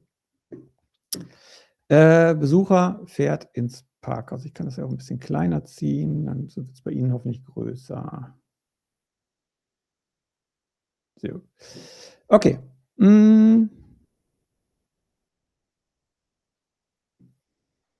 Kommt drauf an, wie man es zeichnet, also ob man die 2, 3 nach oben wiederum zusammenführt oder den habe ich nicht ganz verstanden, aber wir gucken mal. Also der Besucher fährt ins Parkhaus, wichtig, wir müssen das alles mit Pfeilen verbinden, weil jetzt geht es ja um das Darstellen eines Prozesses, ja, wie die Dinge nacheinander passieren. Jetzt könnte es in der Aufgabenstellung weitergehen, da steht ein weiterer Bullet Point und da steht, der Parkautomat gibt automatisch ein Ticket aus. Da ist ja wieder die Frage, wer macht das? Na, das macht der Parkautomat. Also sind wir hier drüben und schreiben hier rein, gibt Ticket aus, irgendwie sowas. Ja? Und jetzt müssen wir hier rüberkommen. Es muss ein durchgehender Prozess sich ergeben. Das heißt, wir ziehen einfach eine Linie hier rüber und machen einen Pfeil. Und dieser Pfeil zeigt die Reihenfolge, in der das passiert. Da sind wir jetzt bei der Reihenfolge. Ich fahre erst ins Parkhaus und dann gibt der Automat das Ticket aus. Aber wir sehen schon, wir müssen immer fragen, wer macht das? Macht es der Besucher oder macht es der Parkautomat? Und in diese Spalte muss es dann rein. So, jetzt steht als nächstes in der Aufgabenstellung, sagen wir mal, der Besucher sucht sich einen Parkplatz, einen freien Parkplatz. Ja?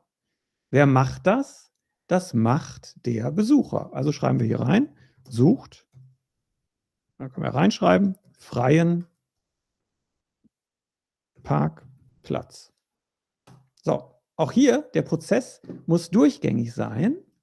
Also gehen wir hier mit einer Linie raus und kommen hier wieder rein. Auch bitte die Pfeile nicht vergessen.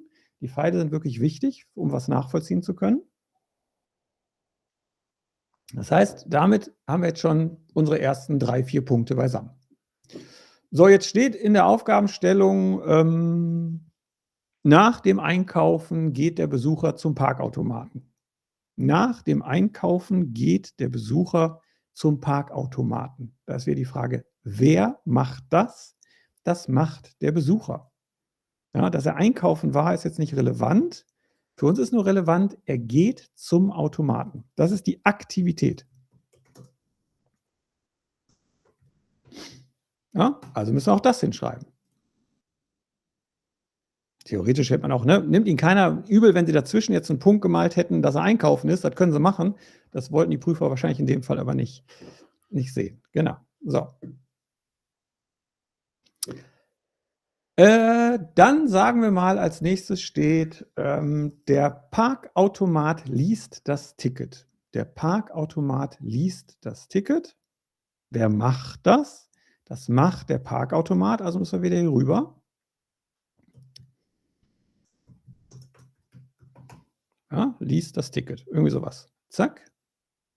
Und der Pfeil geht wieder hier rüber, weil das ist der nächste Schritt im Prozess. So, und jetzt könnte in der Aufgabenstellung stehen, falls die Parkzeit oder falls beim Lesen des Tickets eine Parkzeit von unter 30 Minuten festgestellt wird, wird das Ticket ausgegeben und der Besucher muss keine Gebühr bezahlen. Wenn die Parkzeit über 30 Minuten ist, muss der Besucher das Ticket bezahlen, bevor es ausgegeben wird. Und dann haben wir jetzt den Klassiker einer Verzweigung. Es können zwei Dinge passieren. Ich habe unter 30 Minuten geparkt, kein Problem, dann kriege ich mein Ticket sofort zurück. Oder aber ich war über 30 Minuten, dann muss ich erst bezahlen. So, und da brauchen wir jetzt eine Entscheidungsraute. Das geht nicht anders. Also, das Lesen des Tickets ist die Aktivität, die jetzt zu einer Entscheidung führt. Und wir können sagen, ich mache mal hier links den Pfeil raus, wenn er unter 30 Minuten ist. Und da schreiben Sie einfach in eckige Klammern jetzt sinngemäß das dran, worum es geht. Unter 30 Minuten. Ah, jetzt kommen wir im Platz hin. Unter 30 Minuten. Ich mache es einen Tick kleiner. So, unter 30 Minuten geht der Pfeil nach links raus. Und der andere Pfeil über 30 Minuten geht rechts raus. Kann ich auch schon mal dran schreiben. Über 30 Minuten. Zack. Ja? Kann man das noch lesen? Ich hoffe, sonst mache ich es doch noch ein bisschen. Ja, ich hoffe, man kann es noch lesen. Das sieht hier in der Übertragung noch ganz gut aus. Sonst bitte Bescheid sagen. So, also wenn er unter 30 Minuten ist, kriegt er sein Ticket sofort zurück. Jetzt habe ich es auch noch genau falsch rum gemacht. Ich bin ein Honk. Also ich hätte es auch so rum machen können. Entschuldigung, ich hätte es so machen können. Ich kriege dann nur Zeichenchaos. Andersrum macht es deutlich mehr Sinn, wenn ich hier über die 30 Minuten hinschreibe. Nochmal, das andere geht auch. Ja, das geht auch. Ich hätte jetzt nur ganz wild zeichnen müssen. Das merken Sie nämlich immer erst, wenn Sie es hinmalen, auf Ihrem Schmierblatt. Bitte immer auf dem Schmierblatt vormalen. Denn bei über 30 Minuten muss ja der Besucher bezahlen. Also müssen wir mal wieder hier rüber für eine Aktivität. Ja, da muss er bezahlen. Zack, das kann ich auch wieder größer machen. So, das heißt, bei über 30 Minuten Parkzeit muss der Besucher bezahlen. Bei unter 30 Minuten, das geht gleich hier rechts raus, da kümmern wir uns gleich drum.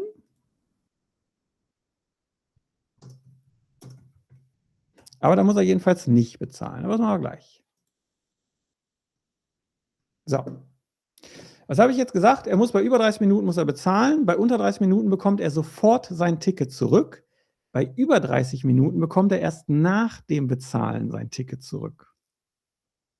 Er kriegt aber in beiden Fällen irgendwann sein Ticket zurück. Und dann merken Sie, der Prozess ist oben auseinandergegangen und dann kommt der Prozess aber wieder zusammen bei der Ticketausgabe. Also entweder kriege ich mein Ticket sofort zurück, schön und gut, oder ich kriege es zurück über den Umweg des Bezahlens. Ja?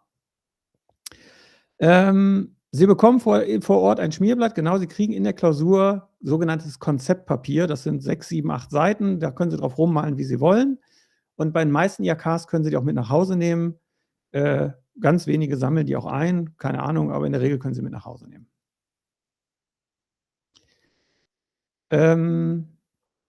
So. Okay, also wir haben gesagt, am Ende kriegt er sein Ticket zurück. Also ich sage mal, Ticket wird ausgegeben. Ticket wird ausgegeben, das macht der Automat. Ja, also quasi das bezahlte Ticket, ja, wieder rausgeben, damit Sie aus dem Parkhaus rausfahren können. Und jetzt haben wir den Punkt, wir haben 2 Pfade, die hier hinführen. Wir haben den hier oben. Ich mache jetzt das, was die IHK früher gemacht hat. Früher hat die IHK das nämlich so gemacht. Wenn Sie also alte Klausuren sich angucken, sah das noch so aus. Jetzt bitte nicht mehr. Jetzt bitte nicht mehr. Ja? Jetzt brauchen wir die Zusammenführungsraute. Die will die IHK jetzt haben. Das heißt, wir machen hier eine Zusammenführungsraute. Nach dem Bezahlen komme ich hier hin. Oder wenn ich sowieso unter 30 Minuten war, komme ich hier hin. Und beides führt mich zur Ausgabe meines Tickets. Also Entscheidungsraute. Da drüben war noch ein Zwischenprozess nötig, nämlich das Bezahlen. Ansonsten kommen beide wieder am gleichen Punkt zusammen und ich kriege so oder so, entweder ich habe bezahlt, kriege mein Ticket ausgegeben, oder ich musste gar nicht bezahlen, bekomme es sofort ausgegeben. Aber in beiden Fällen bekomme ich es ausgegeben und dann steht meinetwegen noch als letzter Punkt, der Besucher verlässt das Parkhaus. Ja, meinetwegen steht da noch. Das heißt, hier kommt noch einer hin, zack. Schreib mal, fährt raus. Er fährt raus aus dem Parkhaus. Und auch hier wieder Reihenfolge. Vielleicht auch hier mal was zur Symbolik. Wie kann ich das zeichnen? Ich kann entweder hier unten rausgehen und den Pfeil ruhig nach hier oben machen, überhaupt kein Problem. Ja? Ich kann aber auch hier an der Seite rausgehen und hier an der Seite reingehen, ist auch erlaubt. Wenn Sie wollen, was unsinnig ist, können Sie aber auch hier rechts rausgehen und da links wieder reinkommen. Das wäre auch erlaubt. Das ist alles egal. Das ist alles erlaubt. Ja? Ich würde in diesem Fall einfach hier rausgehen und von oben da wieder reinkommen. So, und dann würde die Aufgabenstellung da enden. Der Fahrer, der Besucher verlässt das Parkhaus. Dann sagen Sie, geil, Juppie, ich bin fertig. Ja, nee, sind wir nicht. Wir sind nicht fertig. Denn es fehlt der Endpunkt. Das habe ich jetzt zu wild gezeichnet. Uns fehlt der Endpunkt. Der muss hier noch hin. Der steht nie in der Aufgabenstellung. Ja, aber der muss noch dahin. Unser Ende. Und jetzt wären wir fertig. Und das wäre auch wieder eine Größenordnung für eine AP1-Klausur. Für, lassen Sie mal kurz gucken, 1, 2, 3, 4, 5, 6, 7, 8. Ja, auch wahrscheinlich wieder 10, 12 Punkte. Ja. Genau, und wenn da sowas stehen würde, er kann nicht bezahlen, das steht gerade im Chat, genau, also er kann nicht bezahlen, weil er kein Geld dabei hat oder sowas, dann könnte ein Abbruch erfolgen. Genau, sowas könnte es auch geben. Ja, wie gesagt, wahrscheinlich für eine AP1 fast schon zu speziell. Mit dem Teller und der Messer und dem Gabel will man mir sagen, wir sollen eine Pause machen, oder wie darf ich das deuten?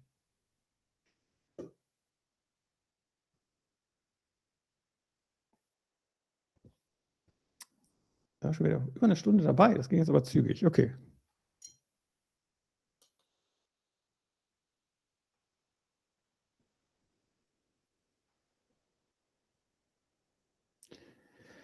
Also in der Prüfung bitte wirklich immer Ihre Lösung ganz grob auf Konzeptpapier erstmal hinkritzeln, gerade bei diesen Diagrammen. Ja, ganz wichtig, weil Sie immer im Prozess merken, also es kommt auch ganz oft vor bei den Diagrammen, dass Sie plötzlich feststellen, ach nein, ich muss wieder nach hier oben und hier oben muss noch eine Zusammenführungsraute hin.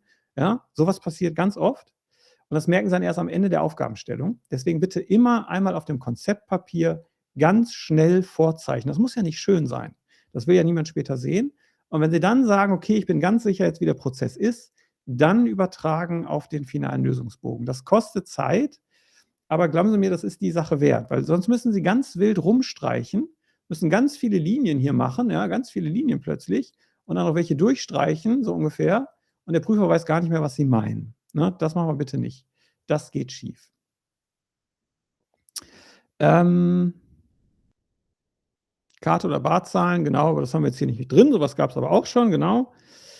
Abbruch ist dann der Kreis mit dem X, genau, also ein Abbruch wäre, wenn er irgendwie nicht bezahlen könnte.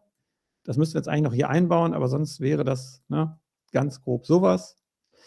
Da müssten wir aber in der Tat noch mal ein bisschen was erweitern, damit die Aufgabenstellung sinnvoll ist.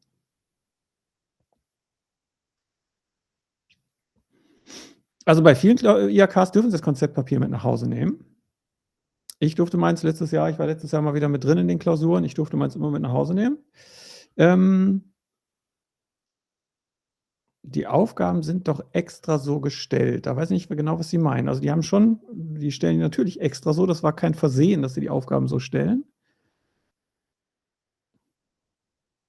Und darf der Prozessendekreis, der ausgefüllt darf, der mehrfach vorkommen. Genau, sowohl der Endepunkt als auch der Abbruchpunkt. Ja, ich übertreibe mal gerade eben. Ja, der Endepunkt als auch der Abbruchpunkt dürfen theoretisch mehrfach vorkommen. Das muss dann aber auch die Aufgabenstellung hergeben. Ja, wäre aber schon wieder sehr, sehr große Aufgabenstellung für eine AP1. Aber möglich ist es. Sie dürfen mehrere Endpunkte, mehrere Abbrüche haben. Sie dürfen aber nur einen Startpunkt haben. Aber nochmal, mehrere Endpunkte, mehrere Abbrüche, ja, wäre schon speziell in der AP1. Würde ich mich nicht bekloppt mitmachen. Gut. Das wäre unser Aktivitätsdiagramm und auch sicherlich so das Niveau, was wir da so AP1-mäßig erwarten dürfen. Vielleicht minimal größer, eher minimal kleiner, würde ich sagen, in die Richtung. Und dann, wie gesagt, hier so 12 Punkte könnten das schon gut sein. Dann greifen wir uns doch direkt den nächsten. Ich bin ganz verwundert, dass am Sonntagmorgen so viele Leute hier sind. Ich dachte, ich sitze hier heute alleine. Das ist ja echt witzig. Aber das spricht ja für Sie, dass Sie sich kümmern, dass Sie sich vorbereiten und eine gute Note schreiben wollen. Oder vielleicht genau das Gegenteil, dass Sie bisher gefaulenzt haben und jetzt versuchen, am Wochenende das nachzuholen. Das kann natürlich auch sein, das kann ich nicht beurteilen. Zack, zack, zack, zack. Dann machen wir mal unser lustiges Klassendiagramm. Der Unterschied zwischen Aktivitätsdiagramm und EPK. Ja, eine EPK hat ja ein bisschen andere Symbole. Grundsätzlich fühlen die sich aber sehr gleich an. Ich weiß, was Sie da meinen. Ja? Die EPK steht ja auch im Belegsatz drin. Die hat aber einfach andere Symbole und die hat auch noch eine etwas andere Logik, wenn es um solche Entscheidungsrauten sozusagen geht. Die sind da ja auch anders. Das sind ja andere Symbole. Und da müssen wir wirklich zwischen und oder und sowas unterscheiden. Der Kollege Ekler hat es ja die Tage noch nachgeguckt und ist sich auch relativ sicher, dass wir EPK und BPMN nicht in der AP1 erwarten dürfen. Auch hier wieder, ne, immer relativ. Da ist nichts in Stein gemeißelt. Alles, was im Ausbildungsrahmenplan bis zum jetzigen Zeitpunkt drin stand, darf natürlich auch geprüft werden. Der Prüfungskatalog gibt ja nur eine Orientierung. Das ist nicht in Stein gemeißelt, dass nur das drankommt. So, da guckt jemand im Bett zu. Das ist schön. Genau, in 3 Tagen ist es soweit. Gut, Klassendiagramm. Klassendiagramm. Machen wir nochmal ganz schnell grundsätzlich, oder das allereinfachste Symbol, was wir in der Klausur schon hatten, ist, dass Sie nur, ich nenne das jetzt mal Klasse A meinetwegen, ja. Sie haben einfach nur einen Kasten und hoppala, das hätte ich nicht machen sollen. Einen Kasten und da schreiben Sie den Namen einer Klasse rein. Also im allereinfachsten Fall haben wir einen Kasten und da steht drin Auto. Ja? Dann würden wir sagen, dieser Kasten mit dem Wort Auto stellt die Klasse Auto dar. Ja? Das ist das allereinfachste Modell. Da gab es auch schon 1, 2 Aufgaben zu, wo Sie nur das hinschreiben mussten. In der Regel geht es aber eher in die Richtung, dass wir zusätzlich zum Namen der Klasse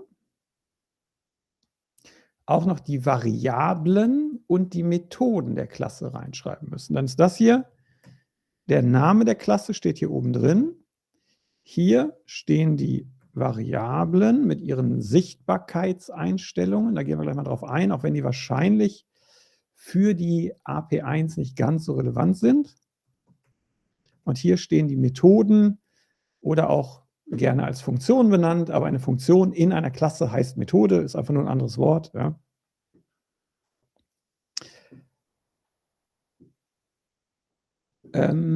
Okay.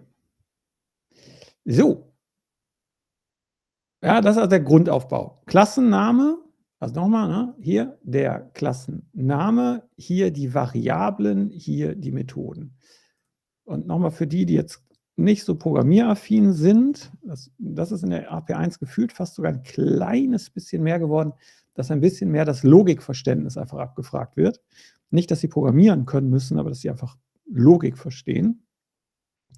Hier ist dieses, was hat die Klasse, ja, also was für Variablen. Ja, ein Auto hat PS, ein Auto hat eine Farbe, ein Auto hat ein Baujahr, ein Auto hat eine Marke.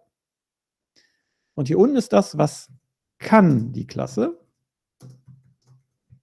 Ja, das Auto kann hupen, das Auto kann bremsen, das Auto kann tanken. Ja, das ist also so der Unterschied zwischen den Variablen und den Klassen. Und von Ihnen wird dann in der Klausur tendenziell erwartet, dass Sie im schlimmsten Fall diese Kästen selber hinmalen und mit Inhalt füllen.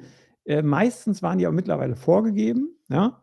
Aber machen wir kurz einfach mal ein Beispiel. Unsere Klasse für Autos und in der Aufgabenstellung steht, Sie sollen für ein Autohaus eine Software konzipieren und für die Programmierung der Klassen stehen bereits folgende Informationen zur Verfügung. Bla bla bla. Für jedes Auto sollen die PS erfasst werden. Für jedes Auto soll sein Baujahr erfasst werden und die Marke. Dann wären das 3 Variablen, die in das obere Feld reinkommen. Kurz noch mal den Chat nachlesen. Ob ich eine Übersicht habe, was man alles können muss.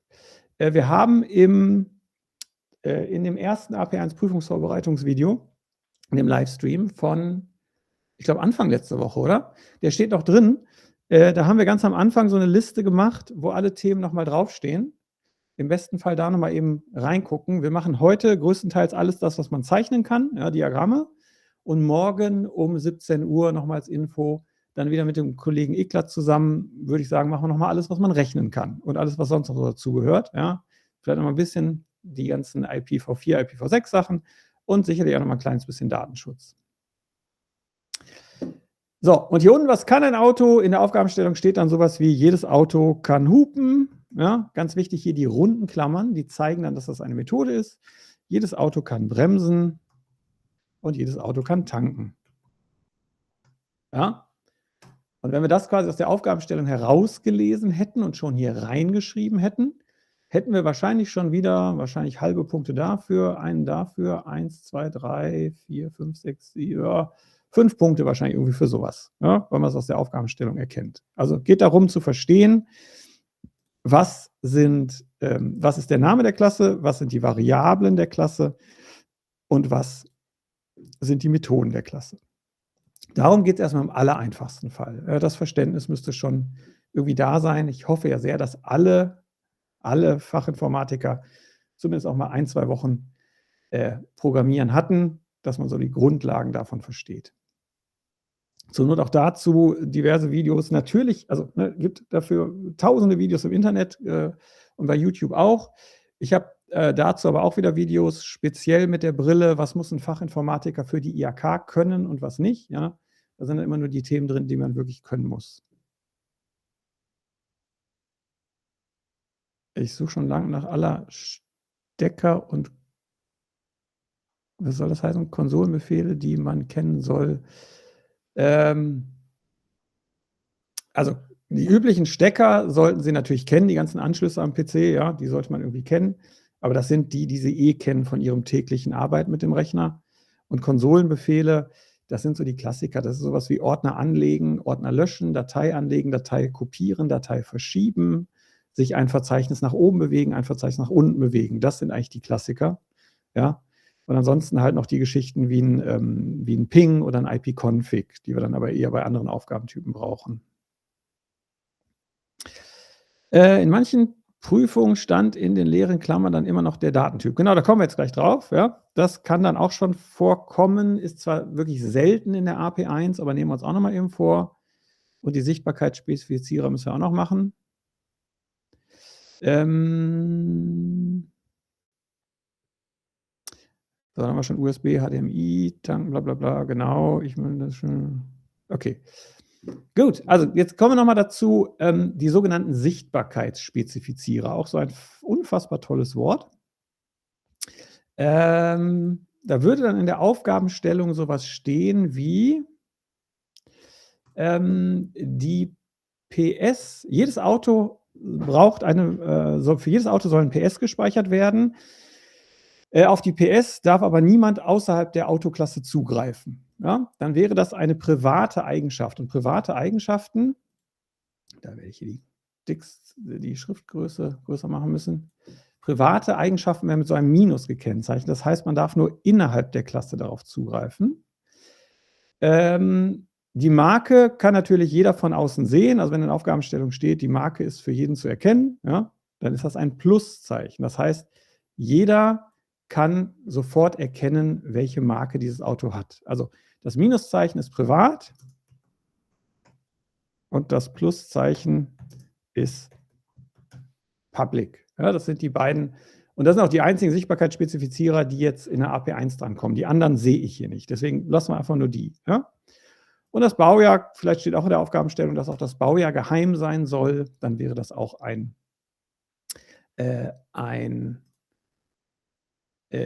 private Variable. Und das Gleiche kann man auch für die Methoden machen. Aber gerade in der AP1, wenn das wirklich kommt, gehe ich davon aus, dass alle Methoden public sind. Das heißt, da kommt überall ein Plus hin. Also private Methoden in der AP1, das sehe ich nicht. Ja, das sehe ich nicht. Was bei den Methoden aber noch dazu kommen kann, ist der sogenannte Abgabewert. Also so eine Methode, wenn man sie aufgerufen hat, kann ja etwas zurückgeben. Und das schreibt man als Doppelpunkt dahinter. Da gibt es einerseits das Void, das heißt, diese Methode gibt nichts zurück. Ja? Und vielleicht beim Tanken wird zurückgegeben, wie viel Liter wir in den Tank reingepackt haben. Und das könnte dann zum Beispiel eine Kommazahl sein. Ja? 17,3 Liter wurden getankt. Und dann gibt die Tankmethode uns das zurück. Da steht dann mit so einem Doppelpunkt dahinter, was die Funktion zurückgibt. Aber auch das halte ich für eine AP1 schon für relativ speziell. Ja? Da wäre ich also vorsichtig. Was jetzt noch auch sein kann, das habe ich jetzt hier nicht stehen, wenn Sie eine Methode haben, was nehmen wir mal? Bremsen meinetwegen. Nehmen wir nochmal eben. Und man kann dem Bremsen sagen, wie stark er bremsen soll, auch mit einem Zahlenwert. Ja? Sage ich jetzt mal, wie feste man bremsen soll. Dann könnte man hier meinetwegen mit einem Integer, ja, dann kriegt die Bremsenmethode dann einen Parameter vom Datentyp int. Das kann also auch sein. Da würde dann im Aufgabentext stehen, der Bremsenfunktion kann ein ganzzahliger Zahlenwert übergeben werden, um das Bremsverhalten zu bestimmen. Blub, blub, blub. Irgendwie sowas. Ja? Dann müssten Sie sagen, ganzzahliger Zahlenwert wird übergeben. Das heißt, in die runden Klammern kommt dann der Datentyp. Da muss man keinen Variablennamen oder so hinschreiben, da reicht völlig der Datentyp. Aber nochmal, das sind so Dinge, ja, kann in der AP1 drankommen, ich glaube es aber eher nicht. Sind dann doch eher so die AP2-Sachen. Wie gerade im Chat auch steht, Raute und Tilde, also Package und Protected, diese Sichtbarkeitsspezifizierer sehe ich auch nicht in der AP1. Also da würde ich aus allen Wolken fallen, wenn die das in die AP1 packen. Ja. Das gehört da auch irgendwie fachlich nicht hin. So, was jetzt noch ganz, ganz wichtig ist, ist das Thema Vererbung. Also wenn ein Klassendiagramm drankommt, können wir uns sehr sicher sein, dass da was mit Vererbung kommt. Da bleiben wir direkt bei unserem Auto. Und dann steht in der Aufgabenstellung, im Autohaus werden sowohl Pkw als auch Lkw verwaltet. Alle Pkw und Lkw besitzen PS, Baujahr, Marke und können hupen und bremsen und tanken. Jedoch besitzt der Pkw zusätzlich eine Anzahl Sitze und der Lkw eine Nutzlast. Und auch das Bremsen eines Pkws funktioniert anders als das Bremsen eines Lkws. Ja? Also aus der hohlen Hand jetzt erfunden. Aber so könnte das ungefähr in der Aufgabenstellung stehen. Und dann kommt als letzter Satz, entwerfen Sie eine sinnvolle Klassenhierarchie. Eine sinnvolle, und über das Wort sinnvoll kann man sich ja schon streiten, heißt aber auch nur, auch hier sind wieder mehrere Lösungen möglich. Also, da will man erstmal von Ihnen, dass Sie erkennen, aha, ein Pkw ist auch ein Auto und ein Lkw ist auch ein Auto. Also beide sind Autos. Ich kann also verallgemeinern oder wie es hier heißt, generalisieren. Ja? Pkw und Lkw sind Autos. Das bringt uns dann zu diesem berühmten Vererbungsfall, den man auf verschiedene Art und Weisen zeichnen kann. Aber wie gerade auch in den anderen Diagrammen, sagen wir hiermit, ein Pkw kann alles, was ein Auto kann. Ein Lkw kann alles, was ein Auto kann.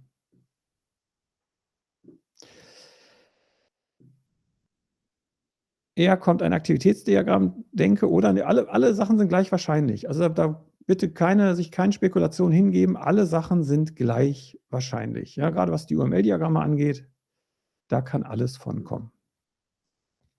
So, jetzt habe ich gesagt, in der Aufgabenstellung steht drin, ein Pkw hat zusätzlich eine Anzahl Sitze. Da sage ich jetzt einfach mal, die mache ich public, weil die kann man sehen. Ja? Und der Lkw hatte eine Nutzlast, ja, die kann man nicht so direkt sehen.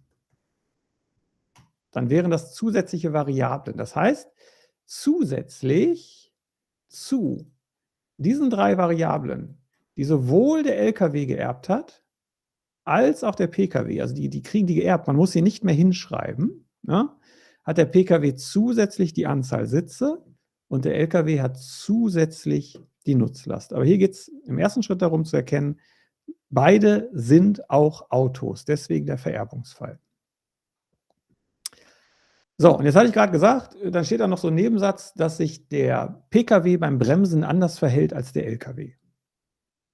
Ja, und in so einem kleinen Satz steckt dann die Info, dass man eine Methode überschreiben muss. Auch das ist jetzt schon speziell, aber das kam schon vor.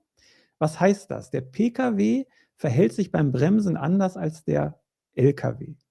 Das heißt, das Bremsen, die Bremsenfunktion, die Bremsenmethode genauer, vom Pkw muss eine andere sein als die vom Lkw. Das heißt einfach nur, dass man die nochmal hier hinschreiben muss, um einfach nur zu sagen, der Pkw bremst anders als der Lkw, weil es gibt zwei verschiedene Methoden bremsen. Ja? Eine in der Lkw-Klasse, eine in der Pkw. Und damit wissen wir, das ist irgendwie, die verhalten sich unterschiedlich. Und diese Methoden überschreiben die Bremsenmethode aus der Autoklasse. Anderes Beispiel, was wir dazu hatten, war mal, dass die gesagt haben, es gibt irgendwie, das waren 2 Etiketten oder sowas, also auch so 2 Kindklassen, ja, das nennt man die Kindklassen hier. Schreiben wir nochmal dran, Clement, komm, schauen wir nochmal dran. Das hier sind die Kindklassen.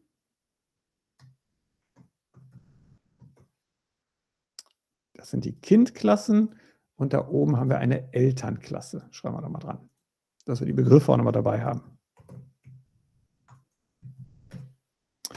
Ja, so. Und wir hatten mal so eine Aufgabe, da hieß es dann, es gibt so Etiketten und es gibt irgendwie spezielle Etiketten, 2 Stück, wie unsere Pkw und Lkw.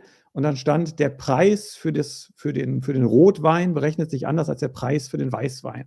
Und dann musste man hier einfach so reinschreiben, okay, Preis berechnen, musste dann einfach bei beiden so mit rein, um einfach klar zu machen, okay, der berechnet sich anders als der. Ja. Also wenn da irgendwas steht, wo Sie erkannt haben, es gibt Kindklassen, aber die Kindklassen verhalten sich unterschiedlich zur Elternklasse, dann heißt das immer nur, Sie sollen eine Methode in der Kindklasse überschreiben. Manchmal schreibt die IHK das sogar wirklich in den Text rein. Und danke für die schönen Herzchen da. Ich weiß gar nicht wofür. Im Chat mal kurz nachlesen. Genau, die Methoden werden auch vererbt. Danke für die Frage. Also die Methoden werden auch vererbt. Das heißt, unser Pkw hat auch eine Methode Hupen und eine Methode Tanken, obwohl die hier gar nicht stehen. Ja, aber die hat er von da oben, hat er die geerbt. Genau. Ja, die werden mitvererbt.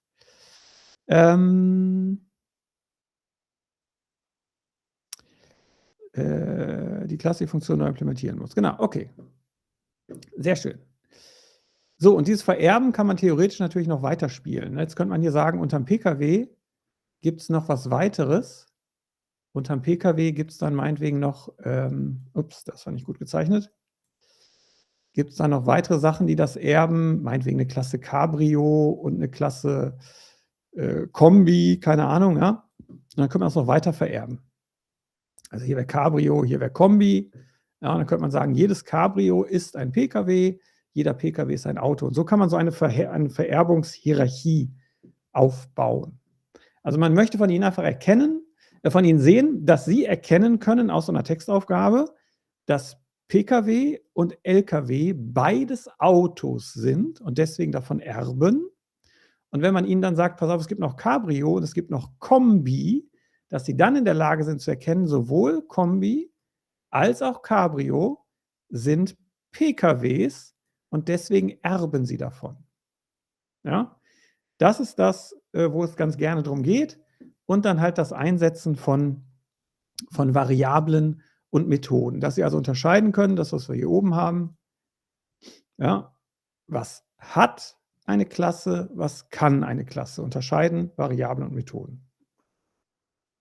Auch hier, alle Symbole stehen in dem Belegsatz drin, den Sie zur Prüfung bekommen. Also auch das wieder nicht auswendig lernen. Nein, nein, nein, nicht auswendig lernen, steht da alles drin. Sieht auch ganz, ganz beängstigend aus, weil da so viele Sachen stehen in dem Belegblatt, aber dafür ist für die AP1 nur ein Bruchteil relevant. Ja? So, aber dann müssen wir jetzt noch 2 Lieblingskandidaten der IHK uns noch kurz angucken. Nochmal kurz den Chat nachlesen. Genau, steht alles im Belegsatz, genau. Komposition, Aggregation. Ja. Das ist genau das, wo wir jetzt noch dran müssen. Komposition und Aggregation. Dafür muss ich auf jeden Fall mal eben hier, glaube ich, irgendwo anders hin. So. Machen wir nochmal kurz erst klären, was ist Komposition, was ist Aggregation. Da tun sich viele am Anfang so schwer, dabei ist es so unfassbar einfach. Und ich gehe mal eben wieder zu meinem Lieblingsbeispiel. Wir haben eine Klasse Raum und wir haben eine Klasse Bürogebäude. Natürlich sollten wir Klassen nie mit deutschen Umlauten schreiben, aber das ist der IHK auch egal.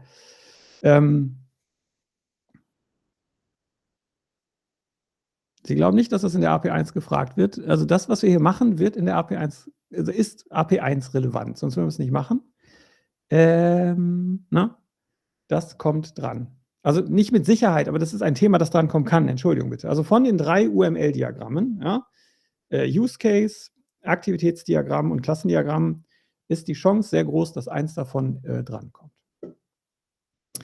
So, also wir haben einen Raum, wir haben eine Klasse für Räume und wir haben eine Klasse für Bürogebäude. Und vielleicht zeichne ich das auch direkt nochmal eben ein. In der Klasse Bürogebäude gibt es eine Variable, ein Array, was man in eckigen Klammern erkennen kann. Ich hoffe, auch das ist den meisten bekannt. Ich gucke mal, ob ich ein bisschen weiter reinzoomen kann. Einen Moment. Ach, jetzt macht er wieder Mumpitz. So, ich will auch nur ein bisschen weiter rein. So. Ja, ein Array Räume. Das heißt, in einem Bürogebäude gibt es mehrere Räume. Das ist, glaube ich, relativ klar. Ich sehe gerade im Chat abstrakte Klassen, Methoden. Nein, das können Sie vergessen für die AP1. Also das sehe ich nicht. Das sehe ich nicht. Das sind AP2-Themen nur für die AEler, für die Anwendungsentwickler. Okay, also wir haben Raum und Bürogebäude, ja, und zwischen denen besteht natürlich eine Beziehung. Wenn einfach nur zwischen 2 Klassen so eine Linie gespannt ist, nennt man das eine Assoziation. Einfach nur ein vornehmes Wort für, die kennen sich, ja, die kennen sich. Also die haben eine Beziehung, die beiden.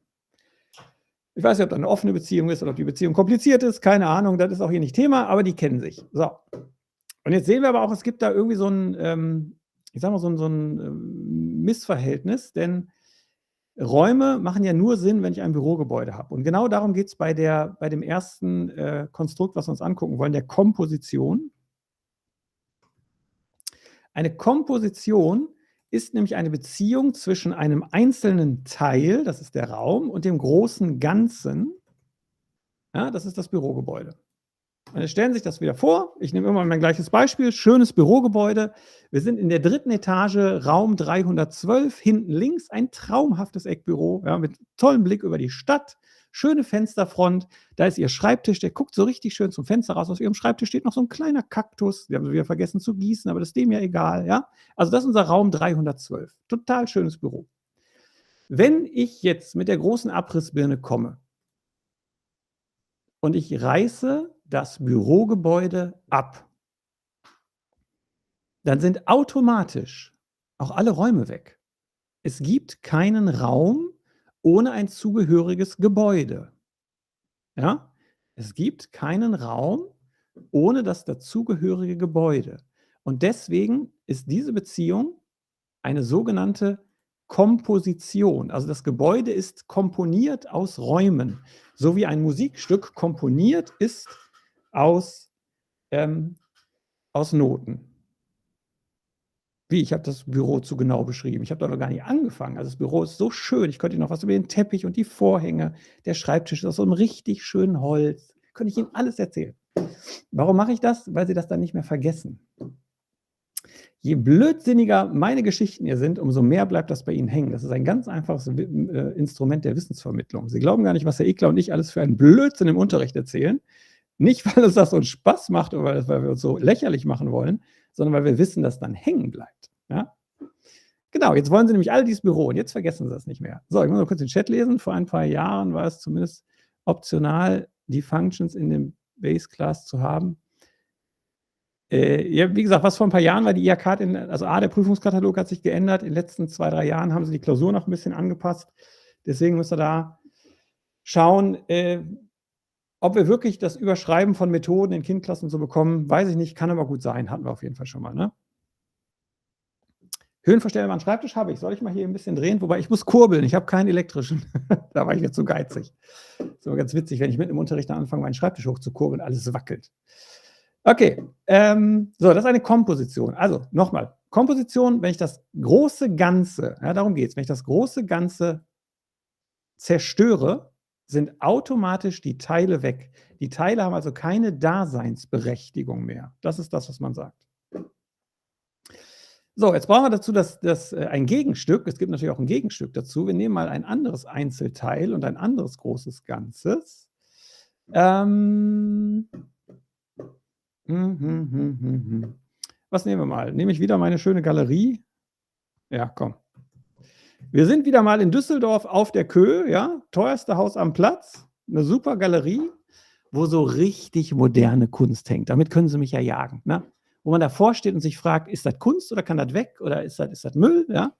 Also Sie kennen diese Gemälde, ne? Das sieht so aus, als hätte ein Fünfjähriger mit der Farbe irgendwie darauf rumgepatscht, aber so Intellektuelle, die gerade ihren Schal zurückgeworfen haben, stehen so davor und ja, ja, ich verstehe den Künstler, ich weiß genau, was er mir sagen will, ja? Von so einer Galerie reden wir gerade. Und da drin hängen halt diese Bilder.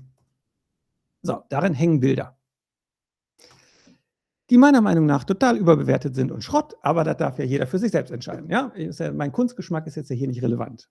So, diese Bilder hängen also in der Galerie. Mache ich jetzt auch wieder ein Array aus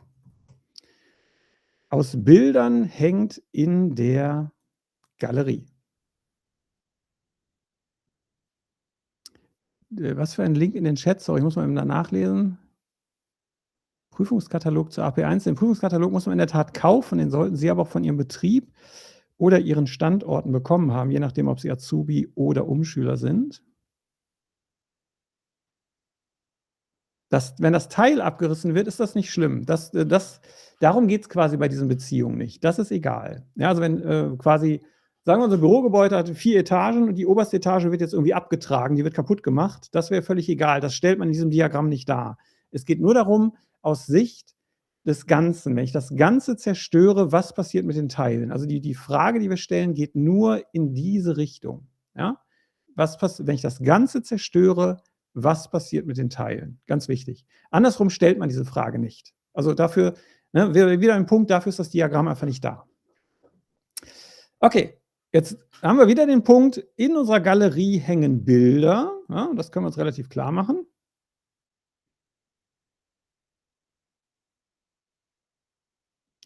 Nochmal kurz ein bisschen Chat. Also den Prüfungskatalog gut jetzt bestellen ist ein bisschen schwierig. Ich glaube, wenn Sie im Netz suchen, gibt es da bestimmt irgendwo eine Stelle, wo man den findet. Wie legal das ist, das sei dann mal dahingestellt. Ja. Aber auch hier nochmal ganz deutlich der Tipp, bevor wir da jetzt, wenn Sie diesen Prüfungskatalog noch bekommen und Sie fangen an, den zu lesen, und ich rate Ihnen eigentlich jetzt davon ab, machen Sie das bitte nicht mehr vor der Klausur, weil Sie werden panisch. Sie werden da ganz viele wilde Seiten sehen mit ganz viel Inhalt und werden denken, oh Gott, das habe ich ja noch nie gelernt, noch nie gelesen, dann werden Sie panisch. Machen Sie das nicht. Denn das bringt Sie auf die völlig falsche Spur. Der liest sich, wenn man den liest, denkt man, alles ganz schlimm.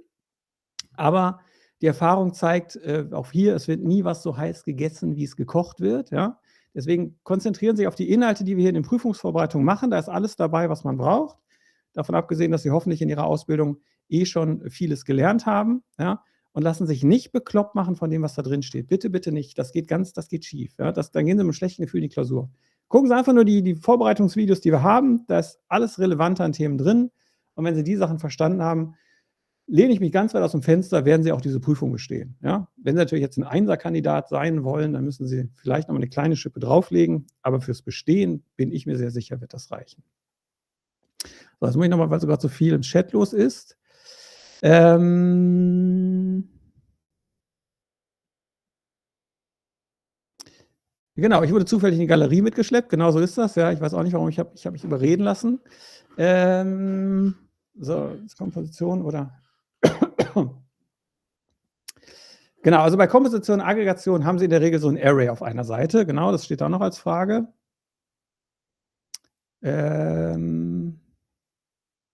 Okay, gut. Also, und jetzt haben wir hier eine Aggregation, weil Folgendes. Diese Galerie geht pleite. Und wenn Sie mich fragen, zu Recht. Ja, wer so einen Scheiß sich da reinhängt und dann auch noch so eine teure Galerie in Düsseldorf auf der Köhe mietet, für Miete 8.000 € im Monat, ja, selber schuld. Dann geht das Ding halt pleite. Dann ist das so. Ja? Ich finde es gut, wenn Sie mich fragen. So, kann was Sinnvolles rein. Also die Galerie geht pleite. Jetzt, die wird nicht abgerissen, ja? Bitte das nicht, die geht einfach pleite. Und was passiert, wenn so ein Laden pleite geht? Alles, was da drin ist, wird rausgenommen und wird einzeln verkauft. Das heißt, diese Bilder hier werden jetzt irgendwie auf dem Flohmarkt verkauft oder bei eBay oder was weiß ich. Aber das ist was anderes als da oben bei dem Haus. Die Galerie geht pleite, aber die Bilder existieren weiter. Im schlimmsten Fall werden sie zurückgegeben an den Künstler, ja, mit der Notiz, keiner wollte deinen Scheiß kaufen, Entschuldigung. So, also gehen aber zurück an den Künstler. Aber die Bilder existieren weiter. Und das ist eine Aggregation. Das heißt, wenn das große Ganze zerstört wird, existieren die Einzelteile weiter. Sie haben dann immer noch eine Existenzberechtigung. Ja? Und das ist dieses Symbol. Und auch hier wieder, diese Symbole nicht auswendig lernen, stehen auf den Zetteln, die Sie zur Prüfung bekommen, sogar mit den Wörtern Aggregation und Komposition oben drüber. Sie müssen sich also nur noch merken, was war was. Im einfachsten Fall merken Sie sich nur eins und merken sich, ein Bürogebäude ist aus Räumen komponiert. Diesen einen Satz merken, dann kann man sich den ganzen Rest herleiten. Ja? Okay. Also, das sind die beiden Beziehungen, die beiden Assoziationen, die IHK dann ganz gerne in der Prüfung noch mit dazu nimmt. Komposition, Aggregation. Deswegen, die sollte man kennen und dann dementsprechend einbauen können. Das heißt, in unserem Beispiel, was könnte es sein? Das habe ich hier so wild rumgezeichnet. Ich mache mal hier nebenbei noch schnell ein gekünsteltes Beispiel. Zum Beispiel könnte im Aufgabentext stehen, dass jedem Pkw sind Reifen zugeordnet. Das heißt, wir hätten eine Klasse Reifen. Ja, wir haben jetzt auch mal so eine Klasse Reifen. Zack. Ich weiß gar nicht, was man hat so einen Reifen, keine Ahnung, der hat einfach nur eine Info. Mir fällt jetzt gerade nichts ein, was der Reifen so hat. So, jetzt heißt es aber, jedem Pkw sind Reifen zugeordnet. Das heißt, so ein Pkw hat ein Array aus Reifen. Um das geht es uns jetzt. Ja. Und dann sollen wir erkennen in der Aufgabenstellung, okay, zwischen Reifen und Pkw besteht eine Beziehung. Die besteht auf jeden Fall. Aber wir sollen in diesem Fall erkennen, jetzt kann ja jeder für sich selber mal kurz überlegen, bevor ich die Lösung hinschreibe, was das für eine Beziehung ist. Ist das eine Komposition oder eine Aggregation?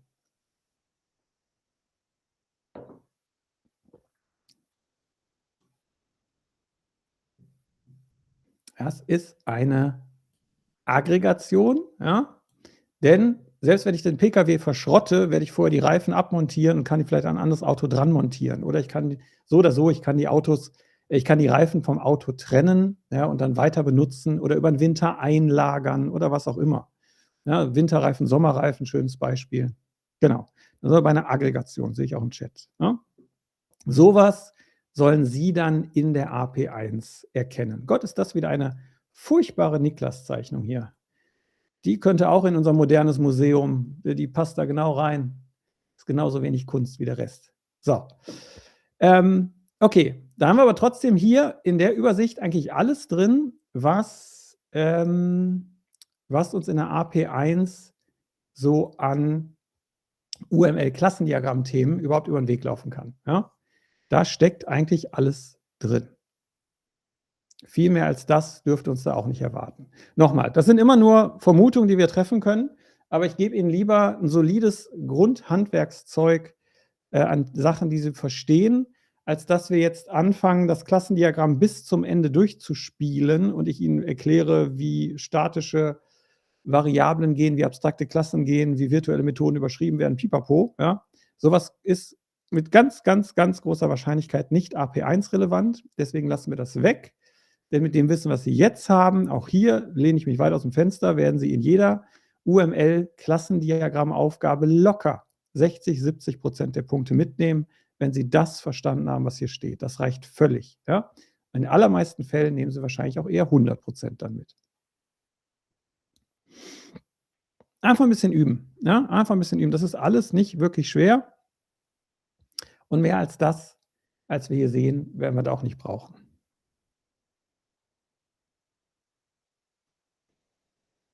Was muss man können, um eine 1 zu haben? Naja, dafür müssen Sie eigentlich erstmal alles können und auch noch ein bisschen Glück haben. Ne? Das ist, ja. Das kann man so nicht sagen. Also grundsätzlich müssen ja, Sie sollten ja eigentlich alle Ausbildungsinhalte irgendwie drauf haben. Auch das ist in Zukunft, glaube ich, immer wichtiger, dass gerade dadurch, dass KI aufkommt, brauchen wir einfach gute ITler in Zukunft. Also vielleicht ist nicht mehr der beste Plan zu sagen, ich lerne jetzt nur auf Bestehen und will irgendwie durchkommen, sondern ich glaube auch da am Arbeitsmarkt tut sich was. Noten werden auch wichtiger. Aber Noten sind halt nur eine Sache. Die andere Sache ist, dass sie ja wirklich den Kram einfach können. Also die guten ITler machen das auch immer als Hobby und aus Leidenschaft nebenher. Ne? So als 9-to-5-Job wird es, glaube ich, in Zukunft ein bisschen schwieriger. Aber alles Kaffeesatzleserei, alles nur meine Ideen.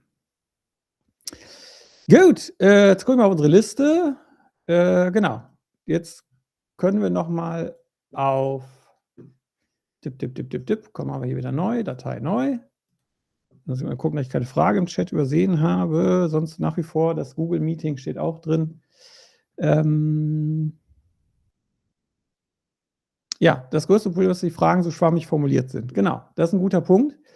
Da scheitern viele dran. Jetzt kommt aber das große Aber. Gerade bei den UML-Diagrammen ist es für Sie ein Vorteil, dass das so schwammig formuliert ist, denn dadurch sind noch mehr Lösungen möglich als sowieso schon.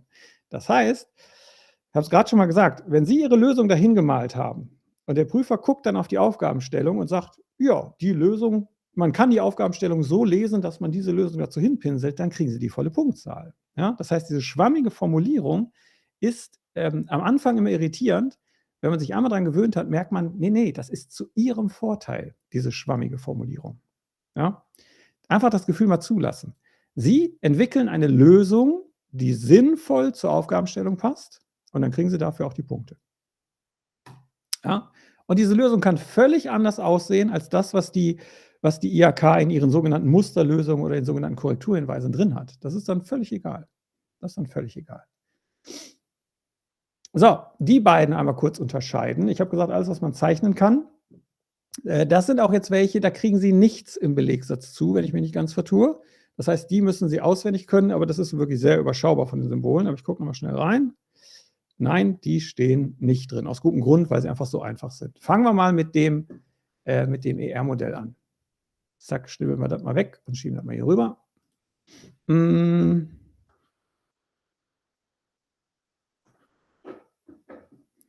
KI benutzt Homeoffice. Worum geht es denn hier?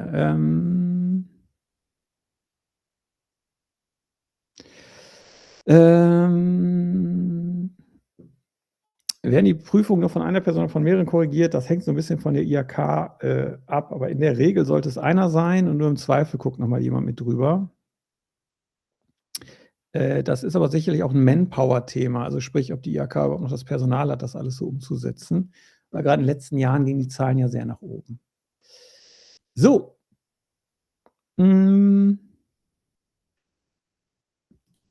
Zack.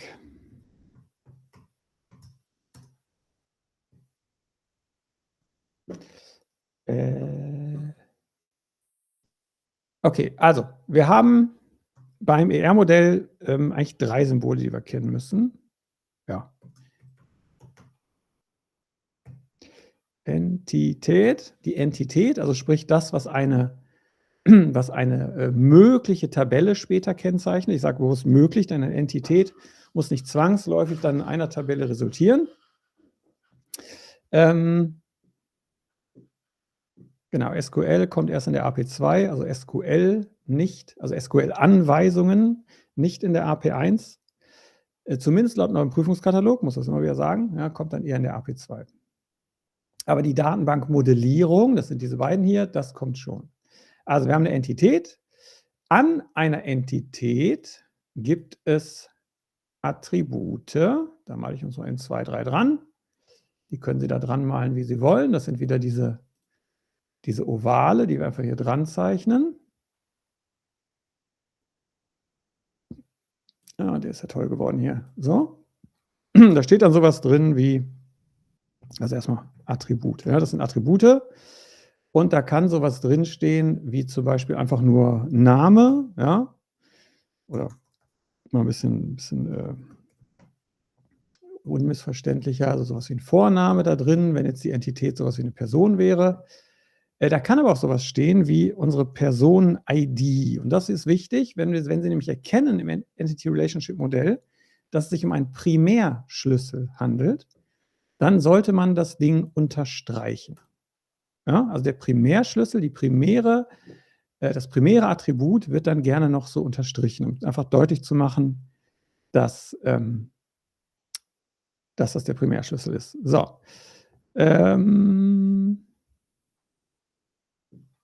Ja, also das sind die Attribute. Wenn man also sagt, sagen wir, dass die Entität wäre, Sie haben eine Klasse Person und jede Person hat einen Vornamen, Nachnamen und eine Personen-ID, ja, dann würden Sie einfach da reinschreiben, Vorname, Nachname. Nochmal, das Wort Attribut hier oben ist jetzt auch nur der Hinweis. Ne? Also das ist jetzt kein, das bitte nicht hinschreiben. Wir machen es gleich mal als konkretes Beispiel. Und dann haben wir diese schöne Raute, die eine Relation darstellt zu einer anderen Entität. Also hier unten hätten wir noch einen Kasten. Ja? Und zwischen diesen beiden Entitäten gibt es eine Beziehung. Da steckt dann die Raute in der Mitte. Ja, das ist dann die Relation zwischen den beiden. Die Relation, zack. Ich hätte auch hier wieder auf die grüne Schrift wechseln sollen. Naja. Ja, sagt also Entität 1 und Entität 2. Entität 2 haben anscheinend irgendeine Beziehung. Und dafür kommt auf jeden Fall schon mal die Raute rein. Und viele fragen sich dann immer, was schreibe ich in die Raute rein? Und in 99% der Fälle schreiben sie einfach nur das Wort hat. Ja? Entität 1 hat irgendwas mit Entität 2. Das klappt halt immer, es sei denn, Sie finden auf der Aufgabenstellung noch einen besseren Text. Ja, dann können wir es nehmen. Sprichst du heute auch noch über Struktogramme? Weil die fand ich in den vorherigen AP1 besonders schwierig. Ich würde Struktogramme deswegen weglassen, weil sie aus dem Prüfungskatalog rausgefallen sind und wir deswegen davon ausgehen, dass die gar nicht mehr vorkommen. Also Struktogramme und Programmablaufpläne sind raus, genau. Ja. Deswegen ganz entspannt, also die können wir abhaken.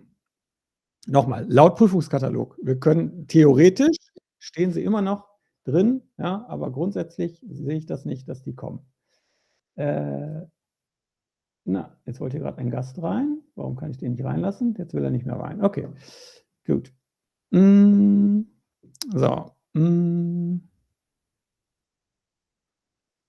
Je nachdem, wie das in der Aufgabe steht, kann auch sein, dass ein Primärschlüssel in Klammern vorgegeben ist. Ja, das kann man auch machen. Genau, da gibt es verschiedene Schreibweisen. Gut, so. Das ist also die Relation. Das Einzige, was uns jetzt noch fehlt, sind die Kardinalitäten. Das sind diese berühmten Beziehungen. Ja, 1 zu n, n zu m, was auch immer, die man dann noch dran schreiben sollte. Das ist aber an Symbolen für das ER-Modell, ist das erstmal alles. Ja, für Symbole des ER-Modells ist das erstmal alles. Mehr haben wir da nicht. Ganz wichtig vielleicht noch, ich kann auch an eine Relation, kann ich auch Attribute dran schreiben. Ja, das kommt auch vor. Und dann habe ich mit ziemlich großer Sicherheit eigentlich immer eine N-zu-M-Beziehung. Das kann man daraus auch noch ableiten. Ja. Scrum und Smart machen wir, wenn, dann eher auch morgen um 17 Uhr, weil wir heute alles machen, was man so zeichnen kann. Deswegen bleiben wir nochmal eben bei den Dingen. So, und da habe ich auch jemand mit im Meeting, das ist doch schön. Bitte immer dran denken, wenn Sie im Meeting drin sind, sind Sie auch mit live auf YouTube. Also wenn Sie da sich zeigen oder sprechen, sind Sie für die Ewigkeit im Internet drin. Wer das nicht möchte, sollte dementsprechend auch nicht da reinkommen. Gut, grenzen wir das mal kurz eben ab zum Daten- oder Datenbankmodell, weil das habe ich auch mal wieder gemerkt, dass viele das irgendwie durcheinander bringen. Also links haben wir jetzt ein ER oder ein Entity Relationship Modell. Ja? Und auf der rechten Seite machen wir jetzt mal das Daten- oder Datenbankmodell und das sieht dann sehr ähnlich aus dem, was wir gerade beim Klassendiagramm gesehen haben. Deswegen verwechseln das auch manchmal welche. Vorsicht, Vorsicht, Vorsicht. Ja? Hier steht also der Name der Tabelle drin. Und in die Tabelle schreiben wir jetzt die Felder rein. Sowas, ich greife mal die rechte Seite auf, unsere Personal-ID, hoppala. Und da schreibt man dann in Klammern dahinter Primärschlüssel, ja, dann sowas wie Vorname, sowas wie Nachname, was weiß ich, und vielleicht noch eine, ich sage jetzt mal, eine externe ID, schreibe ich mal bewusst hin, und da würde man dann mit FK kennzeichnen, dass es sich um einen Fremdschlüssel handelt. Ja? Also das ist, wenn Sie ein Datenbankmodell machen, dann machen Sie davon natürlich auch wieder mehrere, hoppala, ja, und setzen die dann auch gerne in eine Beziehung, dass Sie also meinetwegen sagen, aus dieser Tabelle verweist der Primärschlüssel auf diesen Fremdschlüssel, und auch das würden Sie dann wieder beschriften. Und hier ganz einfach, ja, Primärschlüssel, da kommt immer die 1 hin, beim Fremdschlüssel kommt immer das N hin. Da muss man gar nicht drüber nachdenken, wenn Sie so ein Diagramm haben. Ja? Genau. Also die beiden Modelle muss man einfach unterscheiden können. Ja? Entity-Relationship-Modell sind diese Symbole, und das Daten- oder Datenbankmodell, das die IHK über die Jahre sich selber nicht so ganz einig, in den Klausuren benutzt sie immer verschiedene Wörter, wäre dann diese Schreibweise. Also Tabelle und dann wirklich präzise die Felder und das dann so untereinander wegschreiben.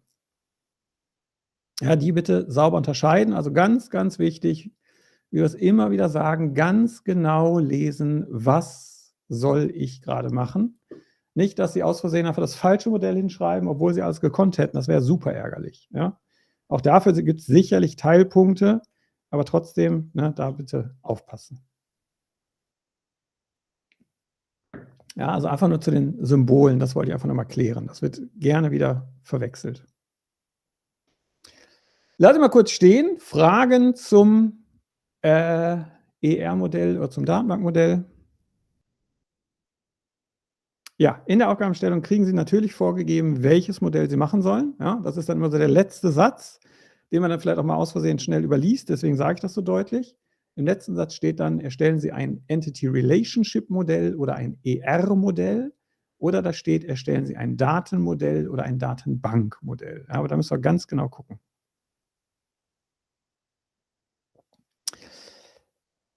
So. Da können wir tendenziell, das machen wir dann, glaube ich, auch eher morgen dazu noch eine Aufgabe, mal gucken. Das Modell mit 0 und 1 und Sternchen, das ist eher im UML-Klassendiagramm. Das sind die sogenannten Multiplizitäten. Ja, kann sein, aber auch nicht unbedingt in der AP1. Nein, und SQL kommt nicht, genau. Ja, immer und immer wieder. Laut Prüfungskatalog kann ich immer nur sagen, ist SQL rausgefallen. Aber es kann eigentlich allen in der AP2 begegnen, deswegen sollten Sie so oder so bitte SQL können. Ja? So, also nur das mal zu dem Symbol. Ich lasse noch mal eben stehen, wenn da jemand noch eine Frage zu hat. Genau, auch guter Punkt. Meistens sind die Sachen schon vorgegeben zum Teil, ja, so wie jetzt hier mein ER-Modell auf der linken Seite. Und Sie müssen das nur vervollständigen, müssen also noch was dran malen. Das gibt es auch hier bei dem. Dann sind manchmal sogar schon die Kästen vorgegeben und Sie müssen es nur ausfüllen aus der Aufgabenstellung heraus. Gehen mir nur wichtig, dass wir die Symbole trennen. Datenbankmodelle hatten Sie noch gar nicht im Unterricht. Das ist aber bitter, wenn ich das lese. Dann sind Sie auf jeden Fall, weiß ich, falsche Berufsschule, falscher Bildungsträger, sonst was. Das ist richtig bitter. Dann bitte ran an den Feind, weil das ist auch ein absoluter Klassiker. Also mit sehr großer Wahrscheinlichkeit kommt eins von den beiden irgendwie dran. Ja? Sehr großer Wahrscheinlichkeit. Die müssen sitzen. Also Datenbankmodellierung, das ist schon ein Thema, was in der AP1 gefragt wird.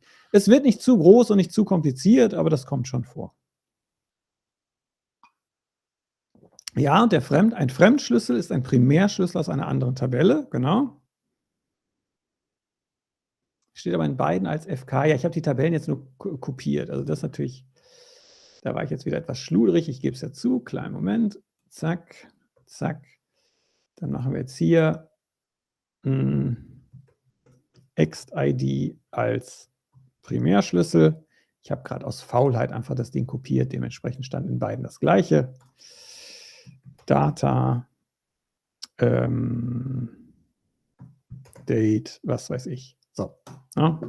So wäre es dann sauberer. Hier drüben ist es ein Primärschlüssel und das hier ist der zugehörige Fremdschlüssel. Jetzt habe ich sie auch noch mit kleinem e, da mit großem geschrieben, was in der Datenbank aber völlig egal wäre. Ja. Die müssen nicht gleich geschrieben sein.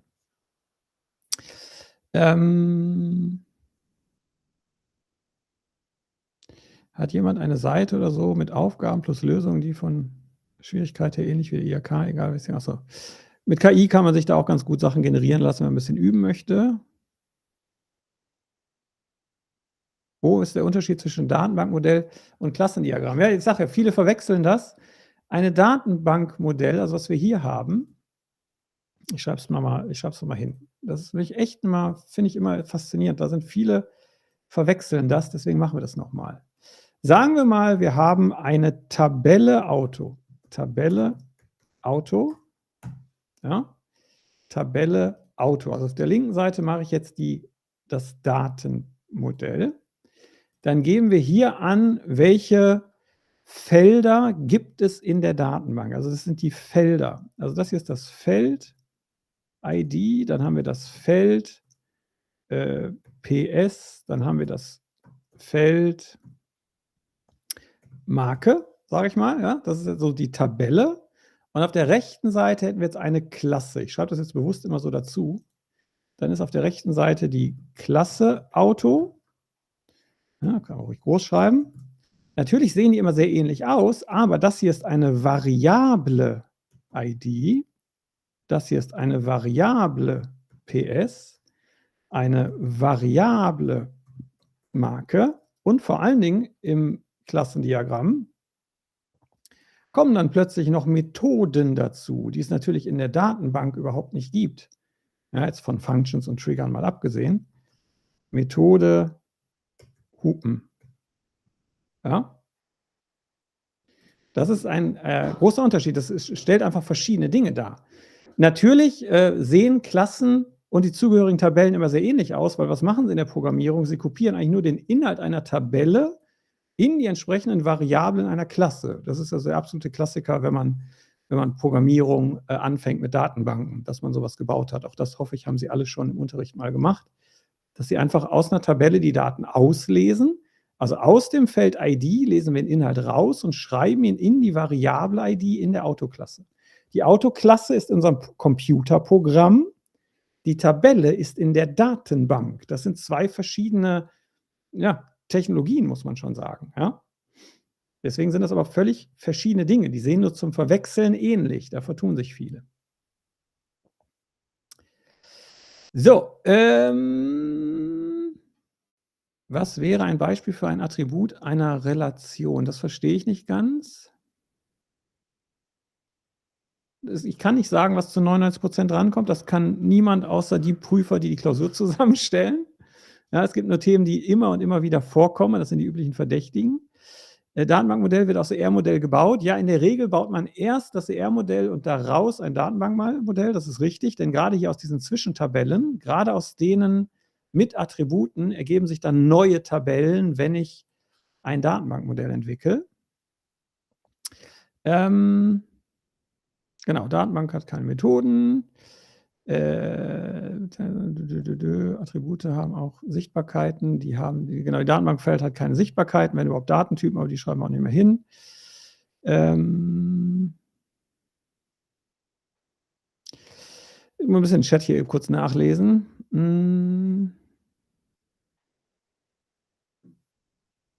Okay, genau. Ja? Also die bitte auseinanderhalten können. Und was da dann in der Klausur gefordert ist, ist also so eine Aufgabenstellung heraus, aus dem Text heraus, die selber entwickeln. Also Sie sollen dann die Entitäten identifizieren, Sie sollen die Attribute zuordnen können und die Relationen dann sinnvoll mit 1 zu n, n zu m beschriften können. Genau. Jo. Das wären diese Symbole. Wenn da noch Bedarf ist, können wir sicherlich auch dann morgen Abend nochmal zu beiden Sachen eine Aufgabe machen. Sonst müsste ich mir da jetzt auch was aus dem Hut zaubern.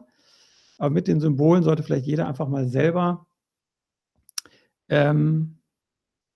versuchen. Ich habe noch ein Problem mit Java, aber das hat ja für die AP1 überhaupt keine Relevanz, Java. Es sei denn Baden-Württemberg, das wäre jetzt ein Spezialfall, da wird ja sehr auf Java gesetzt, das weiß ich aber nicht genau. Ja? Aber hier für die restlichen 15 Bundesländer ist Java nicht relevant. Auch das nochmal deutlich, IHK-Prüfungsaufgaben dürfen nicht programmiersprachenspezifisch gestellt werden. Es muss immer so gestellt werden, dass es sich nicht nur auf eine Programmiersprache bezieht. Das ist in Baden-Württemberg in der Tat anders, aber beim Rest ist das ganz klar geregelt. Jo, komm, machen wir noch mal eben ein paar andere Symbole hier. Zack. Ja, Netzplan und Gantt, auch die hängen so ein bisschen immer zusammen. Deswegen machen wir die auch mal gemeinsam. Zum Netzplan an sich haben wir schon ein gutes Video, da kann so jeder noch mal gucken. Also beim Netzplan haben Sie immer folgende Aufteilung. Auch das wieder dazu gesagt, ja, auch das wieder nicht auswendig lernen, zumindest Netzplan nicht. Gantt müssen wir wieder quasi wissen, wie er aussieht, wobei dann gibt man ihn sowieso vor. Also ein Gantt selber zeichnen, das wird im Leben nicht passieren, das glaube ich nicht. Ja. Also auch den Netzplan kriegen Sie in der Klausur dazu, ja, mit Beispiel sogar, wie er funktioniert. Wir machen das auch nochmal schnell, weil auch das sind wirklich geschenkte Punkte, wenn man einfach das Ding sich einmal damit beschäftigt hat. Also wer sich einmal eine halbe Stunde Zeit nimmt für diesen Netzplan, wird dann erstmal lachend in der Ecke liegen, weil er so einfach ist und wird sich in der Klausur freuen, wenn er drankommt. Ja. Also, da steht dann immer so was Wildes dran, wie frühester Endzeitpunkt, spätester Endzeitpunkt, Pipapo und Puffer. Ja. Rate ich Ihnen im ersten Schritt von ab, das versuchen alles zu lernen. Ja, das macht wenig Sinn. Nochmal, es ist gut, wenn Sie das verstanden haben, verstehen Sie mich nicht falsch, aber für den Einstieg ist es vielleicht sogar viel leichter, sich die Rechenlogik einfach nur anzugewöhnen. Sagen wir mal, wir haben Vorgänge. Ich mache es mal in kurz. Wir haben einen Vorgang A, der hat eine Dauer von 3 Tagen meinetwegen. Und wir haben einen Vorgang B, der hat eine Dauer von 5 Tagen und folgt auf A. Ach komm, da packen wir uns noch einen dazu. Wir haben einen Vorgang C, Dauer von 2 Tagen. Und das ist dann auch der letzte. Achso, der folgt auf B. Nochmal, gerade dazu habe ich ein sehr detailliertes Video auf dem Kanal. Wer so da das noch nicht sicher hat, guckt euch das an. Nehmt euch die halbe Stunde, weil es ist so unfassbar einfach. Ja, die Punkte sollte wirklich keiner liegen lassen. Also, was machen wir als erstes? Wir tragen als erstes, zeichnen wir immer die Vorgänge hin und tragen die Dauer ein. Jetzt brauche ich noch einen davon. Komm, dann machen wir es noch einen eben. Zack. Ja, mache ich noch woanders hin. So. Genau, Pseudocode, Konvent und Schreibtischtest sehe ich gerade im Chat. Damit ist zu rechnen. Ich glaube nicht, dass Sie selber groß Pseudocode schreiben müssen. Halte ich für unwahrscheinlich. Auch hier, Pseudocode haben so viele Angst vor. Pseudocode ist einfach nur in deutscher Sprache, in deutschen Halbsätzen hinschreiben, was in welcher Reihenfolge passieren muss. Wenn Sie in der Lage sind, zu beschreiben, wie Sie einen Kuchen backen, ja, und das in deutschen Sätzen nacheinander hinschreiben, dann ist das ein Pseudocode, dann ist das ein Algorithmus. Es geht ums algorithmische Denken. Also ich hole erst die Eier aus dem Kühlschrank, dann hole ich das Mehl, dann hole ich mir einen Topf, dann tue ich erst die Eier in den Topf, dann erst das Mehl noch hinterher, dann gehe ich mit dem Mixer rein, wenn es gemixt ist, kommt es in die Form und dann kommt es in den Ofen. Ja, es geht um die Reihenfolge. Sie legen nicht den Mixer als erstes in den Ofen und hauen sich dann die Eier auf den Kopf, das machen Sie nicht. Ja? Sie müssen nur mit normalem, gesunden Menschenverstand beschreiben, was in welcher Reihenfolge passieren soll. Das ist Pseudocode. Und dann deutsche Halbsätze. Ja? Sie müssen da nicht diese krude Symbolik und sonst was. Das wird immer völlig falsch verkauft. Deutsche Halbsätze, die nacheinander beschreiben, was muss passieren. Wenn Sie keine Ahnung haben, schreiben Sie einfach nur, jetzt müsste das passieren. Als nächstes müsste das passieren. Als nächstes müsste das passieren. Das schreiben Sie dann genauso hin. Und Sie werden sich wundern, wie viele Punkte Sie kriegen. So. Was ist der Unterschied zwischen Broadcast und Unicast? Das machen wir, wenn, dann morgen bitte auch. Genau, Netzplan. Okay. Also, als allererstes Schritt 1 ist immer, wir malen die Vorgänge hin und tragen die Dauer ein. Das heißt, das hier ist Vorgang A. Also hier in das große Feld kommt quasi der Name des Vorgangs. Vorgang B, wobei genauer in der IHK kommt das eigentlich hier hin. Sorry, jetzt habe ich hier nicht aufgepasst. Und da steht dann wirklich ein Text drin. Also was das wirklich ist. Ja? Und da hinten dann nochmal Vorgang C, zack. Ja? Und hier steht dann irgendwie, das ist meinetwegen die Planung, jetzt ja oben nicht dazu geschrieben, das ist dann hier Testing und das hier ist dann meinetwegen Abnahme oder sowas. Ja? Ist aber in der Regel nicht so wichtig. Eigentlich sind die Buchstaben dann deutlich wichtiger. So, im ersten Schritt malen wir die Dinger hin und setzen sie in die richtige Reihenfolge. Das heißt, wir sagen, aha, B folgt auf A und C wie Cäsar folgt auf B wie Bertha. Also die erstmal in die richtige Reihenfolge bringen. Mit den Pfeilen angeben, in welche Richtung das geht. Nochmal, Unicast, IPv4, das alles, heben Sie sich das bitte für morgen auf. Das müssen wir hier jetzt auch nicht ausdiskutieren. Können wir morgen gerne einmal dann noch zusammen mit dem Kollegen Ikler nochmal alles durchgehen. Mann, die Stimme setzt aber schon wieder aus hier. Also erster Schritt, hinzeichnen und die Dauer eintragen. Die Dauer kommt immer unten links rein. Das heißt, hier kommen die 3 Tage rein, hier kommen die 5 Tage rein, hier kommen die 2 Tage rein. Zack, zack, zack. Also, ne, diese 3 haben wir hier reingeschrieben und so weiter und so weiter. Ja, diese 5 haben wir hier reingeschrieben, ja, und die 2 haben wir da hinten reingeschrieben. Das einfach erstmal nur eintragen. Ja, das ist unser erster Schritt. Wenn dann nichts anderes gegeben ist, fangen wir hier oben links an. Meistens ist das sogar auch mittlerweile vorgegeben in den Klausuren. Aber wenn wirklich nichts gegeben sein sollte, schreiben Sie einfach an den ersten Vorgang oben links eine 0. Einfach nur eine 0. Und jetzt rechnen wir, wie ich immer sage, oben plus. Wir rechnen oben plus, bis wir am Ende angekommen sind. Das heißt, wir rechnen hier boing, boing, boing, boing, boing, bis wir hier hinten angekommen sind. Ja? Wir rechnen oben immer plus. Oben immer plus, plus, plus, plus. Ja? Was rechnen wir plus? Wir rechnen diese 0 plus diese 3. Und das Ergebnis schreiben wir dann hier drüben hin. Also 0 plus 3 ist 3. Jetzt wandert die 3 automatisch rüber. Ich habe ein Pluszeichen drüber gemalt. Das war nicht so glücklich. Dieses Pluszeichen ist Mumpitz, genauso wie das hier Mumpitz ist. So. Die 3 wandert einfach rüber zum nächsten Vorgang. Die wandert einfach hier hin. Zack. Und jetzt rechnen wir wieder die 3 plus die 5 da unten. Das sind 8. Sie merken übrigens, ich thematisiere überhaupt nicht, was das für Werte sind oder so. Das können Sie komplett aus Ihrem Kopf erstmal streichen. Einfach nur oben plus rechnen. Hinterfragen Sie nicht, was das ist. Sie kommen sofort durcheinander, ja, gerade im Klausurstress. Einfach machen. Einfach machen. So, die 8 wandert wieder hier rüber. 8 plus 2 ist überraschenderweise 10, also kommt die 10 hier hinten hin. Jetzt sind wir am Ende angekommen. Damit sind wir mit dem zweiten Schritt schon durch. Der erste war hinzeichnen und Dauer eintragen. Der zweite ist oben plus rechnen, bis wir am Ende sind. Und dann nehmen wir diese 10 und ziehen sie einfach nur nach hier unten. Und jetzt rechnen wir unten pam, pam, pam, pam, pam. Rechnen wir einfach nur minus. Das ganze Spiel rückwärts. Auch wieder, ohne drüber nachzudenken. Also die 10 wandert von oben nach unten. 10 minus die 2, wieder die 2 abziehen, sind wir wieder bei 8. Die 8 wandert hier rüber. 8 minus die 5 ist die 3. Die 3 wandert hier rüber.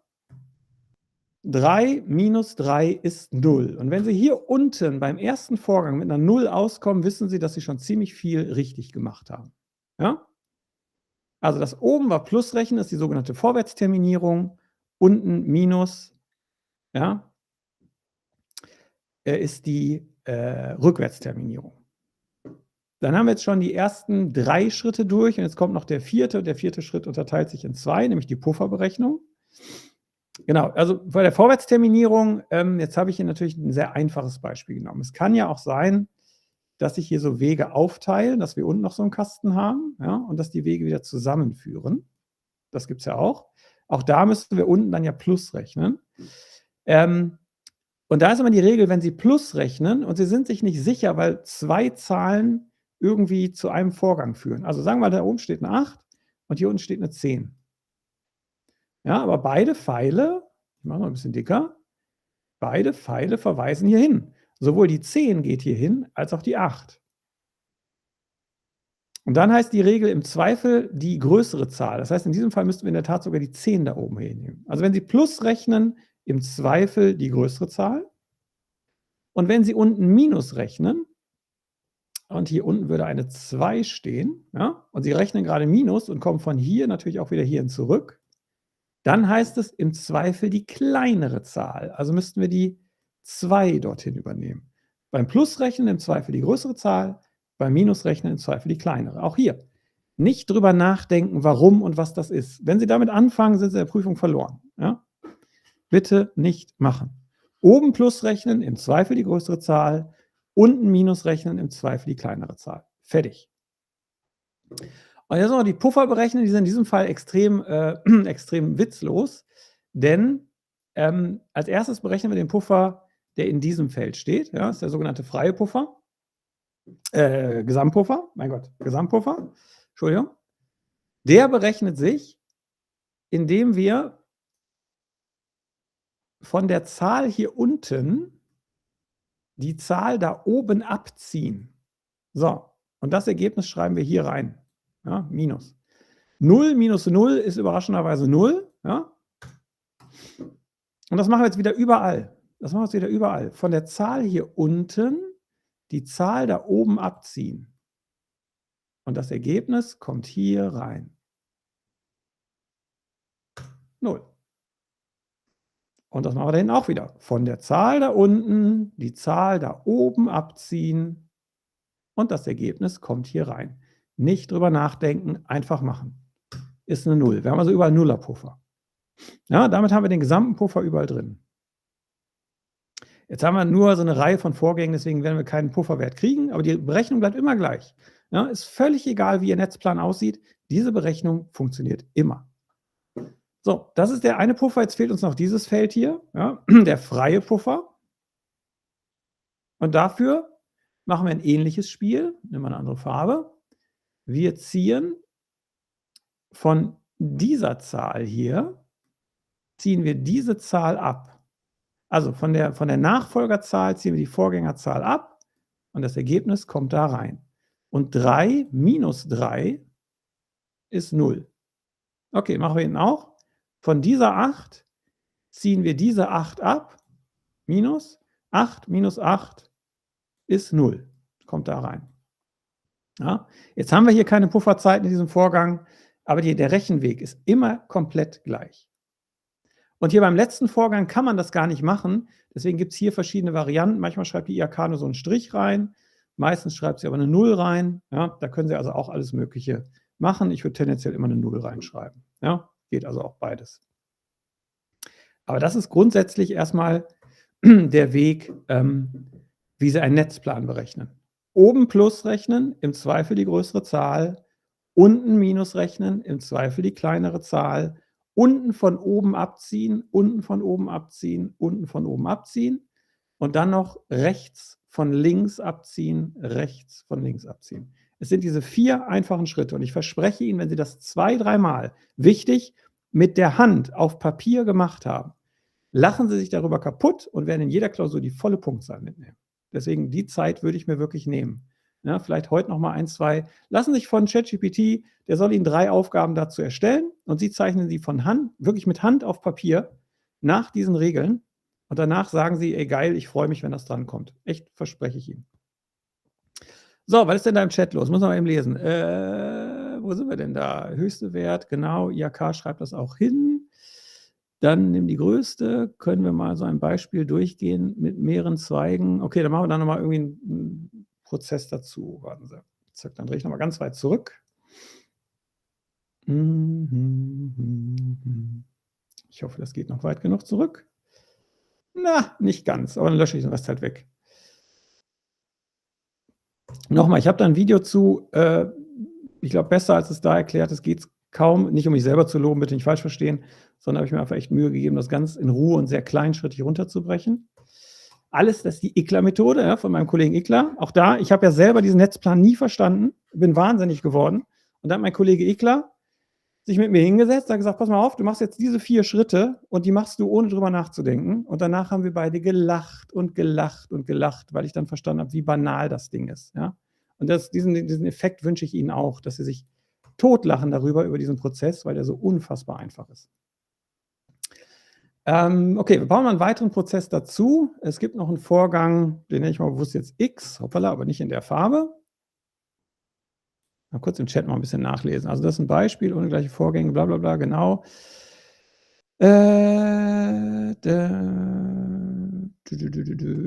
wo meist 0, genau, das Problem ist ja, genau, wenn FP-Rückwärtsrechnung bei 2 möglichen den kleineren Wert, genau, also wenn wir Minus rechnen, unten immer den kleineren.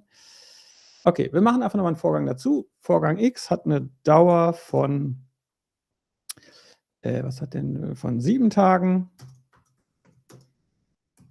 folgt auf A. Und ganz wichtig, jetzt schreibe ich das noch dazu, bei C folgt auf B und X. So, jetzt haben wir nämlich ein anderes Szenario. Jetzt klaue ich mir mal eben den hier. Bin ja schreibfaul. Und jetzt kommt unser Vorgang X hier unten noch dazu, um den wir uns jetzt kümmern müssen. Zack. Okay, also, jetzt folgt X auch auf A, deswegen geht hier so ein Pfeil raus, und kommt auch wieder bei C rein. Also hier auch die Pfeile, Sie können die zusammenführen, Sie können die einzeln machen, das ist also nie ein Problem. Ja? Das ist unser Vorgang X und das ist jetzt meinetwegen Sonstiges. Mir fällt gerade nichts ein. Ja? Unser Vorgang Sonstiges mit einer Dauer von 7 Tagen. Jetzt habe ich die anderen Tage auch wieder weggemacht. Das war natürlich unnötig, trage ich direkt wieder ein, überall die Dauer eintragen. C hat eine Dauer von 2. So, jetzt haben wir ein anderes Szenario. Ja? Das Google Meeting ist genau das gleiche wie der YouTube-Livestream. Es geht nur darum, wenn mal jemand wirklich eine Frage textlich nicht stellen kann und will sie verbal stellen, deswegen haben wir das Meeting jetzt immer dazu.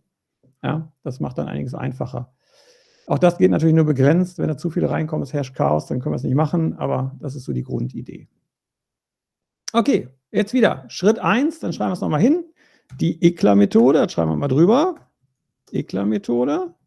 So, Schritt 1 ist immer Vorgänge zeichnen plus Dauer eintragen.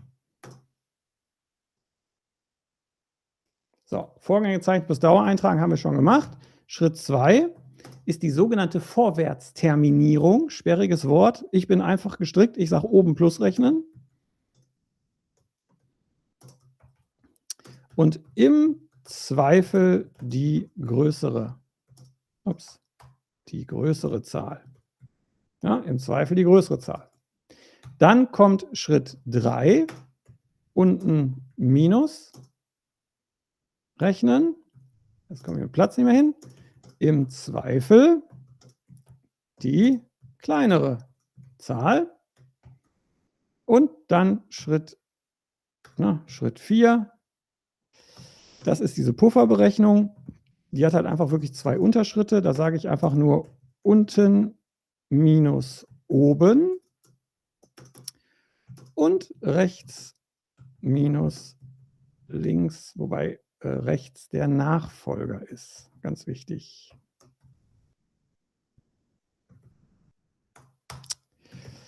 Das ist der Nachfolger, nicht, dass man irgendwie was anderes macht. Also gehen wir die Geschichte einfach mal durch. Schritt 1 haben wir schon erledigt, ist alles hingezeichnet. Ja? Schritt 2, oben plus rechnen. Also das Spiel beginnt von vorne. Wir fangen, wenn da nichts anderes steht, bei einer 0 an. Hoppala. Einer 0 fangen wir an und rechnen jetzt 0 plus 3, weil hier steht eine 3. 0 plus 3 ist 3. Ja? Diese 3 wird jetzt weiter verteilt sozusagen. Also nochmal, wir haben das hier mit dem verrechnet, plus und hier hingeschrieben. Ja? Und diese 3 wird jetzt einfach weiter verteilt. Die geht an alle Nachfolger. Einfach nur, die wandert da einfach nur hin. Nicht drüber nachdenken, die wandert einfach nur weiter. Also schreibe ich hier schon mal die 3 hin und schreibe hier die 3 hin, weil Bertha und Xavier, also B und X, sind Nachfolger von A. Die wandert einfach nur weiter. Und jetzt das gleiche Spiel. 3 plus 7, ja, und das Ergebnis kommt da oben hin. Ich sollte mein ganzes Gekrickel vielleicht auch nicht übertreiben. 3 plus 7 sollten 10 sein, also kommt eine 10 hier drüben hin. Hier oben sind es aber 3 plus 5, also kommt hier oben eine 8 hin. Und jetzt haben wir das Problem, wir haben hier eine 8 und eine 10. Hier ist aber nur Platz für eine Zahl. Und da greift diese Regel. Im Zweifel nehmen wir die größere. Ja? Nicht drüber nachdenken. Im Zweifel die größere, also die 10. Also die 10. 10 plus die 2 da unten ist eine 12. Und schon sind wir fertig mit unserem Schritt 2, dem oben Plus rechnen oder der Vorwärtsterminierung. So, jetzt diese 12 einfach von oben nach unten, das ist so ein Zwischenschritt, den haben wir jetzt nicht aufgeführt, aber das merkt man sich einfach. Ich bin am Ende angekommen, nehme die Zahl von oben nach unten, hoppala, wieder die falsche Farbe. Und jetzt einfach nur Schritt 3, unten minus rechnen. 12 minus 2 ist 10. Jetzt die 10 wandert einfach nur weiter wieder. Ne? Die wird einfach wieder weiter verteilt. Die 10 geht also hier rüber, die 10 geht also hier rüber. Auch das nochmal eben kurz andeuten. Na, hier haben wir gerechnet. Zip, zip, zip, ja. 12 minus 2 ist 10. Und die 10 wandert einfach nur weiter hierhin und wandert weiter hierhin. So, jetzt hier 10 minus 5 ist 5. Und hier unten 10 minus 7 ist 3. Und jetzt haben wir wieder dasselbe Problem. Wir haben hier eine 5, wir haben hier eine 3, aber hier ist nur Platz für eine Zahl. Und jetzt greift diese andere Regel. Im Zweifel nehmen wir einfach die kleinere. Auch da wieder nicht hinterfragen, warum. Einfach machen. Die 3. 3 minus 3 ist 0. Und wenn hier eine 0 rauskommt am Ende wieder, dann heißt das, wir haben alles richtig gerechnet. BPMN kommt höchstwahrscheinlich nicht dran. Das sieht nicht so aus. EPK und BPMN sehe ich nicht. Also wenn ich den Prüfungskatalog so lese und so wie ich ihn verstehe, glaube ich nicht, dass das kommt. Sehe ich gerade im Chat die Frage. Sorry. So, damit ist auch Schritt 3 schon erledigt. Und wir haben jetzt schon über die Hälfte der Punkte dieser Aufgabe auf jeden Fall mitgenommen. Ja? Nur durch Plus- und Minus rechnen, durch nichts anderes. Und jetzt kommt noch diese Puffergeschichte. Fangen wir mit dem hier an. Unten minus oben. Das sind also diese Zahlen hier. Ja? Diese Zahlen. 0 minus 0 ist richtig 0. Zack. Hier haben wir was anderes bei B. Unten steht eine 5, oben steht eine 3. 5 minus 3 ist 2. Hier haben wir 10 minus 10 oder 10 minus 10. Sorry, ich bin falsch rumgegangen. Ja, genau. Ist aber 0. So. Und hier unten haben wir 3 minus 3. Das ist auch wieder eine 0. Damit ist schon mal dieser erste Schritt von Teil 4 erledigt. So. Und jetzt kommt noch der zweite Teil. Rechts den Nachfolger minus links den Vorgänger. Was heißt das? Auch nochmal die Farbe nehmen. Diese Zahl hier minus diese Zahl hier. Und das Ergebnis kommt da rein. So, das ist nicht schwer. 3 minus 3 ist 0. Jetzt machen wir es hier hinten. 10 minus 8 ist 2. Ja, hier 10 minus 8 ist 2. Und hier haben wir 10 minus 10 ist 0. Zack. Und hier hinten kommt dann an der Stelle sowieso immer eine 0 rein. Ja. Beim letzten Vorgang, da macht nichts anderes richtig Sinn. Und mit diesen einfachen 4 Schritten, nochmal, ich habe da ein separates Video zu, ja, nur diese Schritte abarbeiten, ohne zu hinterfragen, was mache ich da, was bedeuten die Zahlen, was soll der Scheiß, ja, einfach machen. Gerade in der Prüfung wollen Sie nicht in Ihrem Kopf ausjonglieren, ist das ein frühester Puffer, ein spätester Endfangszeitpunkt, was ist das jetzt genau? Nein, nicht in der Prüfung. Oben Plus, unten Minus oben, rechts minus links, fertig. Nicht drüber nachdenken, einfach machen. Die ICLA-Methode schlägt alle anderen Methoden. Ja? Bei diesen Aufgaben kommt dann noch eine Frage immer dazu. Man soll den sogenannten kritischen Pfad benennen. Ja, den kritischen Pfad. Was ist der kritische Pfad? Das ist der Pfad, auf dem es keine Pufferzeiten gibt. Heißt für uns, Sie müssen immer nur gucken, wo stehen die ganzen Nullen. In allen IHK-Klausuren bisher waren es immer Nullen. Hier sind nur Nullen, hier sind nur Nullen, hier sind nur Nullen. Hier in der Mitte sind da aber keine Nullen. Hier ist eine 2 und eine 2, also das wollen wir nicht haben. Also ist der kritische Pfad, wir folgen einfach nur den Nullen in diesen Pufferzeiten und dann schreiben Sie den kritischen Pfad einfach so hin und sagen a, x, c. Einfach so hinschreiben als kritischen Pfad. Sie folgen einfach nur den Nullen. Ja, dafür gibt es dann immer noch mal einen Punkt für den kritischen Pfad. Und das ist alles. Und Sie haben hoffentlich gemerkt, ich habe das jetzt irgendwie 20 Minuten erklärt. Ich habe nicht einmal erklärt, was ein Puffer ist. Ich habe nicht einmal erklärt, was ein spätester oder frühester Anfangszeitpunkt ist. Ja? Brauchen wir alles nicht. Das ist schön, wenn Sie das verstehen. Nochmal, natürlich ist das schön, wenn Sie das verstehen. Aber bitte für die IHK-Klausur, wo Sie unter Zeitdruck stehen und sowieso schon panisch sind, rechnen Sie oben Plus, unten Minus oben, rechts minus links. Fertig. Machen Sie das 2-3 Mal mit Stift und Papier selber heute noch zu Hause und Sie nehmen in der Klausur alle Punkte mit. Ja?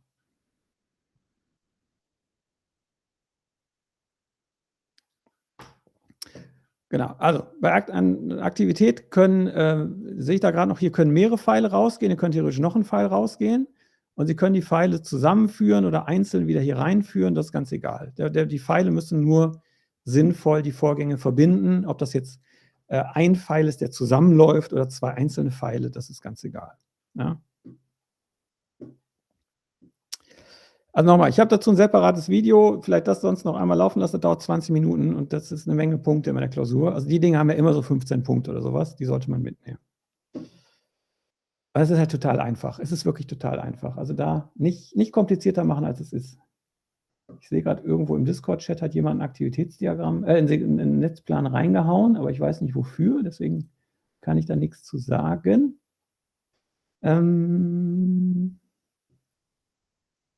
Okay. Gut. So, jetzt kommt noch die Sache mit dem Gantt-Diagramm. Dann bleiben wir mal eben bei dem Beispiel hier. Dann nehmen wir es als letztes noch mit für heute. Morgen um 17 Uhr geht es ja eh nochmal weiter. Aber wir haben heute die ganzen Punktebringer-Themen, die haben wir jetzt nämlich behandelt. So ein Gantt-Diagramm ist ja immer nur so ein Kalender. Ja, eigentlich nur so ein gezeigter Kalender, wo dann drin steht, so, da stehen irgendwie so die Wochentage drin oder Kalenderwochen oder was auch immer, also irgendeine Zeiteinheit. Ach Gott, das jetzt zu zeichnen, da wäre ich ja kirre hier. Naja, komm, machen wir mal eben. Versuchen wir mal eben. Zack, zack, zack. Das muss ich jetzt mal eben hinzeichnen, sonst kann ich es nicht erklären.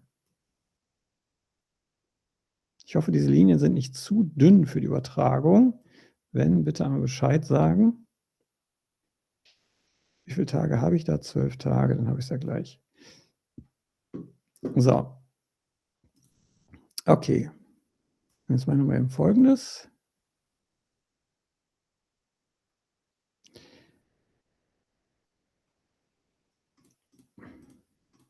Nein, der sollte nicht.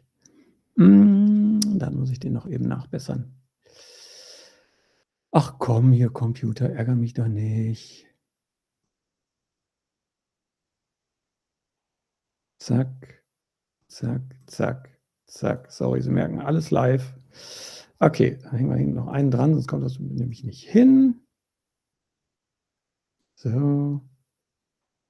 Und irgendwie so. Montag, Dienstag, Mittwoch, Donnerstag, Freitag, Samstag, Sonntag. Dann ist das da hinten der letzte Sonntag. Okay.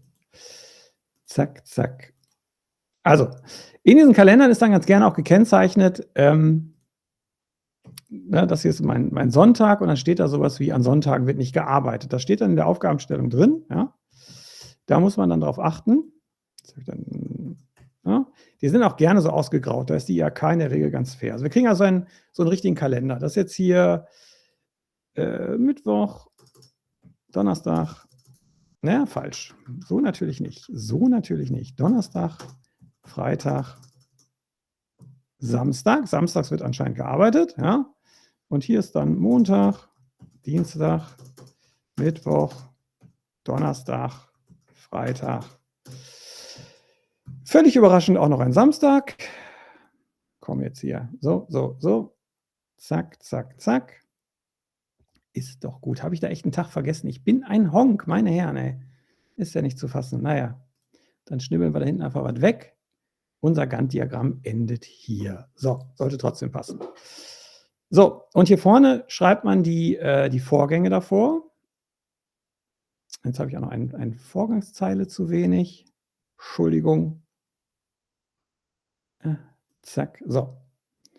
Das heißt, hier ist in dieser Zeile steht unser Vorgang A, hier steht unser Vorgang B, hier steht unser Vorgang, da machen wir hier mal das X hin und hier machen wir mal das Vorgang Cäsar hin. So, und jetzt soll man, das kommt oft in Klausuren vor, jetzt soll man so einen Netzplan oder generell so eine Aufstellung in ein Gantt-Diagramm übertragen. Also nochmal, das, was wir da unten haben, ist ein Gantt-Diagramm. Ich hoffe, das haben alle schon mal gesehen.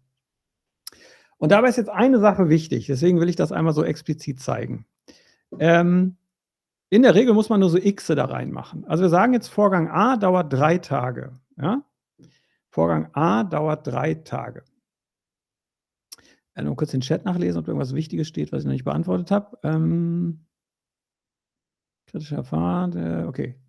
Freut mich, wenn die Erklärung für Sie funktioniert. Das ist sehr schön. Also, Vorgang A dauert 3 Tage, also machen wir hier 3 Kreuze hin, weil wir sagen, Donnerstag, Freitag und Samstag, keine Ahnung, was davor ist, das ist egal, ja.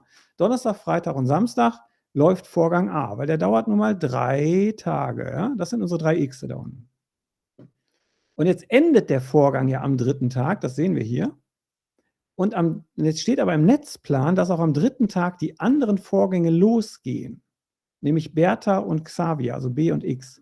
Da könnte man ja meinen, ja Moment, das hier ist doch der 3. Tag, dann kommen hier jetzt die Xe hin. Aber nein, genau das ist der Punkt. Nein, nein, nein, nein. Wenn ich vom Netzplan in das Gantt-Diagramm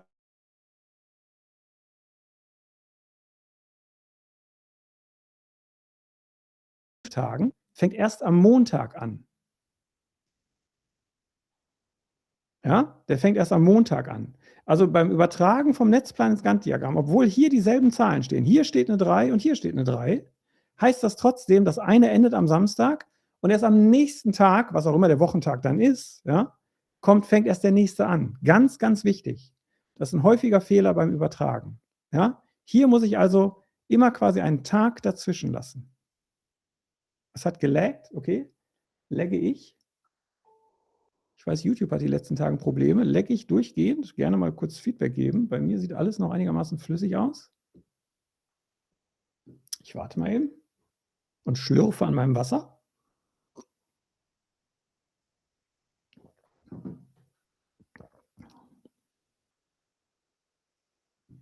Genau an der wichtigen Stelle war das Internet kurz weg. Okay, aber man kann ja zurückspulen in dem Stream. Das heißt, es ist ja nichts verloren. Also wichtig, obwohl im Netzplan hier oben dieselben Zahlen stehen, ja, wo man ja denkt, ja wieso, 3 ist doch 3, 3. Tag ist doch 3. Tag, was soll das denn? Beim Übertragen ins Gantt-Diagramm geht es dann immer einen Tag weiter. Okay. Das war der Timeout, war also bei mehreren. Okay, dann war es wahrscheinlich wirklich bei mir. Sorry, habe ich es nicht mitbekommen. Ich hoffe, dass trotzdem das Wichtigste drin ist. Ja, wichtig also, wir setzen immer einen Prozess danach an. Was wir jetzt hier aber auch haben, wir sehen, dass die Prozesse B und X, dass die ja parallel laufen, also zeitgleich starten können. Die sind unabhängig voneinander. Das heißt, unser X mit seinen 7 Tagen kann auch hier am Montag anfangen. Ja, das läuft parallel zu unserem Prozess B, 1, 2, 3, 4, 5, 6, 7 und geht bis hierhin, ja, weil am Wochenende wird nicht gearbeitet. Dann ist Prozess X auch durch. Und jetzt kommt ja wieder der Punkt, dass man sagt, ja Moment, hier steht eine 10 und hier steht eine 10. Ja, könnte man ja wieder sagen, das muss doch derselbe Tag sein. Nein, nicht beim Übertragen ins Gantt-Diagramm. Dann gehen wir hier zum nächsten Tag. Ganz wichtig, was habe ich denn da für einen Blödsinn gezeichnet, sehe ich gerade. Okay, da habe ich totalen Blödsinn gezeichnet. Naja, Entschuldigung.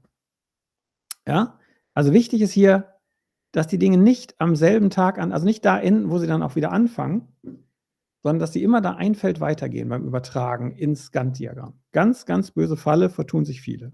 Ja? B und X laufen parallel, das ist okay. Ja, die können gleichzeitig starten, aber Vorgang C wie Cäsar kann erst anfangen, wenn sowohl B und X fertig sind. Und das passiert ja erst hier. Ne? Erst hier sind B und X fertig und erst dann kann der Vorgang C wie Cäsar anfangen. Also bitte darauf achten, wenn Sie ins Gantt-Diagramm übertragen, dass Sie da immer einen Tag weitergehen. Also nie sagen, ja, die sind ja mittwochs fertig, dann machen die auch mittwochs weiter. Ja, das gibt Probleme. Genau, also hier oben stehen manchmal Wochentage, manchmal stehen hier richtige Daten, manchmal stehen hier auch Kalenderwochen, manchmal steht da nur 1, 2, 3, 4, 5. Da kann alles Mögliche stehen. Also die Zeiteinheit hier oben, ja, die ist immer ganz frei gewählt von der IHK. Da kann alles Mögliche stehen, das muss Sie aber nicht stören, denn die Zeiteinheit, die hier oben steht, passt auch immer zu der Dauer, die hier im Netzplan verbaut ist. Das gehört eigentlich immer zusammen, wenn sowas kommt. Gut. So. Ne, ganz wichtig beim Übertragen vom Gantt-Diagramm, hoppala, vom Gantt-Diagramm vom Netzplan ins Gantt-Diagramm. Die beiden Sachen wirklich einmal üben, weil wenn Sie die Punkte nicht mitnehmen, das wäre wirklich einfach viel zu schade. Also das ist so einfach, gerade der Netzplan ist so einfach. Diese Punkte müssen Sie wirklich mitnehmen. Also bitte, wenn Sie heute noch irgendwas Sinnvolles lernen wollen und sagen, Netzplan habe ich noch nicht so drauf, sagen Sie ChatGPT, mach mir 2 Aufgaben, mach mir 3 Aufgaben, Zettel und Stift, loslegen nach der Methode. Wenn Sie sich unsicher sind, entweder in diesem Video zurückspulen oder das andere Video nochmal gucken. Bitte, bitte nehmen Sie die Punkte mit. Das wäre so ärgerlich.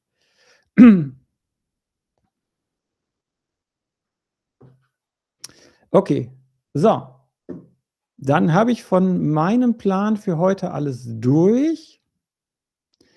Im Gantt-Diagramm brauchen wir keine Pfeile. Nein, nein, im Gantt-Diagramm machen wir nur so Xe, wo wir so hinschreiben, dass da was ist. Ja? Da brauchen wir keine Pfeile. Wasserfalldiagramm, was soll denn das Wasserfalldiagramm? Meinen Sie das Wasserfallmodell, ja, das einfache Wasserfallmodell? Das habe ich bisher aber in der Prüfung noch nicht gesehen. Das war, glaube ich, nur mal eine Textaufgabe für 2 Punkte. Also da müssen Sie nichts zeichnen oder so. Oder meinen Sie ein anderes Diagramm? Was meinen Sie? Damit haben wir eine genauere Info geben. Ich kann es noch mal eben dazu holen. Freut mich, wenn das hilfreich war. Deswegen machen wir den ganzen Spaß ja hier. Der Herr Ikler hat es ja letztes Mal schon im Stream gesagt. Wir sind wie so eine ARD-Vorabendserie, Dozenten aus Leidenschaft. Ich höre schon die Titelmusik. Ja, wir haben da echt Bock drauf. Und wir wissen auch, will da jetzt nicht zu sehr bashen, wir wissen auch, dass es bei einigen Bildungsträgern und bei einigen Berufsschulen nicht so gut läuft mit der Wissensvermittlung. Deswegen kann man da ruhig mal ein bisschen unterstützen und so einen Endspurt hier hinlegen. Das Wasserfallmodell, genau, okay. Also Wasserfallmodell, habe ich zumindest in der Prüfung noch nicht gesehen. Ja?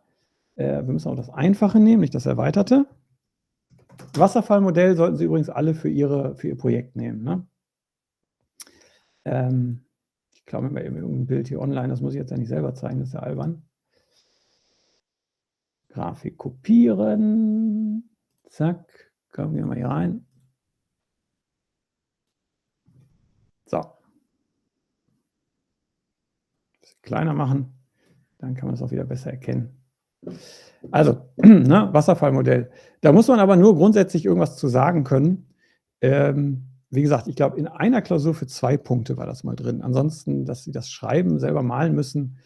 Vielleicht gibt es dann mal irgendwas vorausgefüllt. Was mal in der Klausur war, ist das V-Modell. Das steht zwar, glaube ich, noch im Prüfungskatalog, aber glaube ich auch nicht mehr so ganz dran. Also ich gucke nochmal eben rein in den Prüfungskatalog.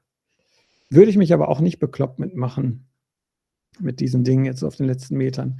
Konzentrieren Sie auf die Dinge, die Sie gut können, dass die schon mal sitzen. Wenn Sie dann sagen, okay, ich habe hier noch irgendein Thema, da kann ich nochmal dran, ja, schafft man sich das nochmal drauf.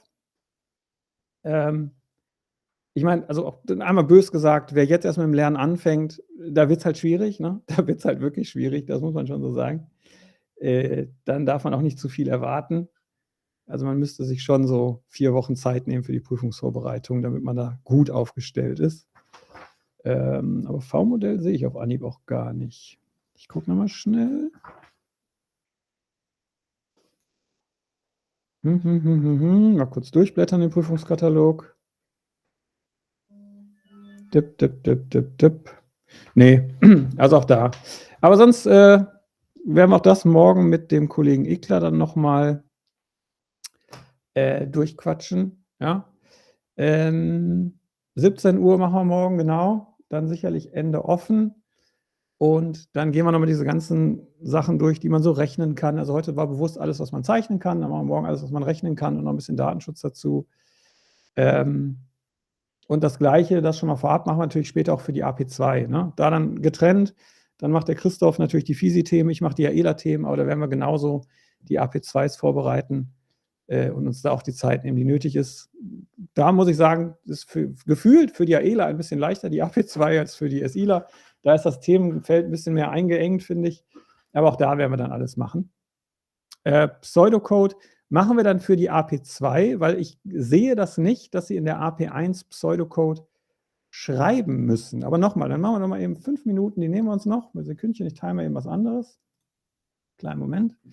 Ja, also Pseudocode haben so viele Angst vor, dabei ist es wirklich das Letzte, wovon man Angst haben muss. Ich war ja, wie gesagt, letztes Jahr mal wieder mit in der Klausur und habe mal ausprobiert, was für ein Blödsinn kann ich beim Pseudocode hinschreiben und bekomme trotzdem noch Punkte. Und ich habe da wirklich Blödsinn hingeschrieben, Entschuldigung, ich muss das so deutlich sagen. Ja, und hatte, das konnte ich an der Punktzahl absehen, anscheinend trotzdem volle Punktzahl bekommen. Also, Pseudo, noch ganz schnell. Wie gesagt, ich glaube nicht, dass Sie den in der AP1 schreiben müssen. Wenn überhaupt mal 1 oder 2 Zeilen, die man ergänzen muss, aber das ist ja einen ganzen Pseudocode schreiben, das sehe ich nicht. Es geht eher um das Leseverständnis von Pseudocode. Ne? Aber es ist so viel im Chat passiert, ich komme nicht mehr ganz mit, muss ich sagen. Wasserfall ist quasi Gegenteil von Scrum. Naja, Gegenteil, es sind halt Vorgehensmodelle, ne? Das Projektmanagement. Okay, also Pseudocode. Ganz kurz, als ich Pseudocode lernen wollte, ich war da schon viele Jahre im Beruf, hatte nie was damit zu tun und da habe ich nach den Regeln gesucht für Pseudocode und bin wahnsinnig geworden, denn es gibt gar keine. Ja? Es gibt eigentlich gar keine. Es gibt, wenn überhaupt, nur eine. Es darf kein echter Code sein. Das ist, wenn überhaupt, die einzige Regel. Jetzt haben wir aber da direkt ein Problem. Wenn ich mir die Musterlösung der IHK angucke über die Jahre, wo sie Pseudocode haben wollte, dann hatten die in ihrer Musterlösung immer echten Code stehen. Das heißt, die IHK selber hat sich an die einzige Regel, die es gibt, nicht gehalten. Ja, würde ich sagen, müssen wir uns auch nicht dran halten. Ja? Das heißt also für alle, die programmieren können, sie können da sehr einfach echten Code hinschreiben und dann würde ich immer nur die Schlüsselwörter durch deutsche Wörter austauschen. Also wenn Sie schreiben if 5 größer 7, warum auch immer, ja, würde ich einfach austauschen in wenn, und dann lassen die Klammern auch noch weg, 5 größer 7. Oder wenn 5 größer 7. Ja? Können Sie alles hinschreiben. Ja, also wenn Sie programmieren können, wie gesagt, ich würde die Schlüsselwörter, ich würde das if rausnehmen, durch ein wenn ersetzen. Genauso, wenn Sie eine Vorschleife haben, vor x gleich 0, x kleiner 10, oder machen wir anders, x array.length, ich schreibe mal eben den Code hin und dann gucken wir uns mal an, wie das aussehen könnte. Dann schreiben Sie im Pseudocode für alle x von 0 bis x kleiner Länge Array und meinetwegen noch so ein x plus 1. Ja? Das ist eine mögliche Schreibweise. Sie können aber auch hinschreiben für alle Werte im Array. Ja? Können Sie genauso machen. Für alle Werte im Array mit x als Variable oder so. Keine Ahnung. Ja? Also, da gibt es nicht einen richtigen Weg, nicht 10 richtige Wege, nicht 100 richtige Wege. Es gibt tausende richtige Wege, was Sie da hinschreiben können und was gilt. Der Prüfer will einfach nur erkennen, dass Sie grundsätzlich logisch, algorithmisch denken können. Es geht ums algorithmische Denken, dass Dinge in der richtigen Reihenfolge passieren. Und absoluter Klassiker, komm, schreiben wir nochmal eben hin, der eigentlich immer irgendwie in der IHK vorkommt. Sie haben ein Array, da stehen irgendwelche Zahlen drin. Ja, irgendwie sowas. Und Sie sollen jetzt einen Pseudocode im schlimmsten Fall schreiben oder lesen, eher lesen, ja, nochmal ganz deutlich gesagt, eher lesen, Pseudocode lesen und verstehen, der jetzt über dieses Array drüber geht. Dann steht da irgendwas für x von 0 bis, auch sowas schreibt die IHK gerne, length Array, Werte heißt es ja in diesem Fall. Und dann steht vielleicht auch nur ein x++ da. Und das Einzige, was jetzt kommt, Einrückung. Einrückung ist etwas, das sollten wir machen. Ja? Das macht das Ganze deutlich lesbarer, denn im Pseudocode gibt es keine geschweiften Klammern, die Sie vielleicht kennen. Die gibt es nicht im Pseudocode. Stattdessen rückt man wie in Python einfach nur ein. Einfach nur einrücken. Ja, und hier sagt man jetzt, weiß ich nicht, wenn Werte, also dieses Array an der Stelle x, also da gehen wir die Werte so nacheinander durch, erst die 4, dann die 6, dann die 2, dann die 77, das macht diese Schleife. Größer, weiß nicht, größer 10, ja, dann Alarm ausgeben, was weiß ich, es soll ein Alarm ertönen. Und jetzt rücken wir zurück ein und sagen Ende wenn. Wir sagen, hier ist diese wenn, diese if-Bedingung zu Ende. Und hier sagen wir Ende für. Ja, das wäre jetzt schon eine relativ technische Variante. Aber jetzt für alle, die sagen, ui, das ist schon viel zu technisch, machen wir es mal anders. Also, Sie wissen überhaupt nicht, wie das geht. Sie haben keine Ahnung von Programmierung. Sollten Sie als Fachinformatiker zwar eigentlich haben, aber ja, worst case. So. Und Sie sagen einfach nur, ich mache es mal ganz bewusst auf doof, ja, man müsste alle Zahlen im Array nacheinander durchgehen. So, man müsste alle Zahlen im Array nacheinander durchgehen. Dann müsste man schauen, ob die eine Zahl, die man gerade hat, ich weiß, meine blöde Imitation ist nicht besonders, dann müsste man schauen, ob die Zahl, die man gerade hat, größer ist. Jetzt kommen wir im Platzscher nicht mehr hin. Können wir ruhig auch Zweizeiler draus machen, ist egal. Also selbst einrücken müssen wir nicht. Größer ist als 10. Wenn das so ist, dann geben wir Alarm. So, das ist der gleiche Code, der da oben steht. Ja? Also für die, die sagen, mit Programmierung und so bin ich nicht so sicher, auch das hier ist gültiger Pseudocode. Es geht um das algorithmische Denken. Es geht darum, dass Sie den Prozess in der richtigen Reihenfolge beschreiben. Deswegen auch da, Pseudocode-Aufgaben sind Geschenke. Nochmal, ganz deutlich, ich glaube nicht, dass Sie in der AP1 jetzt einen großen Pseudocode schreiben müssen. Sie müssten sowas wie hier oben tendenziell einfach lesen. Das sind wir beim Schreibtischtest. Ja? Das ist alles. Auch hier wieder, ne? Alles Kaffeesatzleserei, alles Vermutungen. Keine Ahnung, was die IHK wirklich macht, das wissen nur die selber. Ne? Ein bisschen praxisfremder. Wieso praxisfremd? Also, weil wenn es um Pseudocode geht und komplizierten Pseudocode, da sehen wir uns wieder bei der AP2-Prüfungsvorbereitung mit den AELAN. Ne? Die müssen dann ein bisschen mehr machen. Aber für die AP1 reden wir über sowas hier. Ja, natürlich ein bisschen länger vielleicht, aber da reden wir wirklich über sowas. Irgendein Array, was durchlaufen wird, irgendeine Funktion, die mit Werten bespielt wird. Ja. Genau. Einfach beschreiben, was in welcher Reihenfolge zu tun ist. Nochmal, es geht ums algorithmische Denken.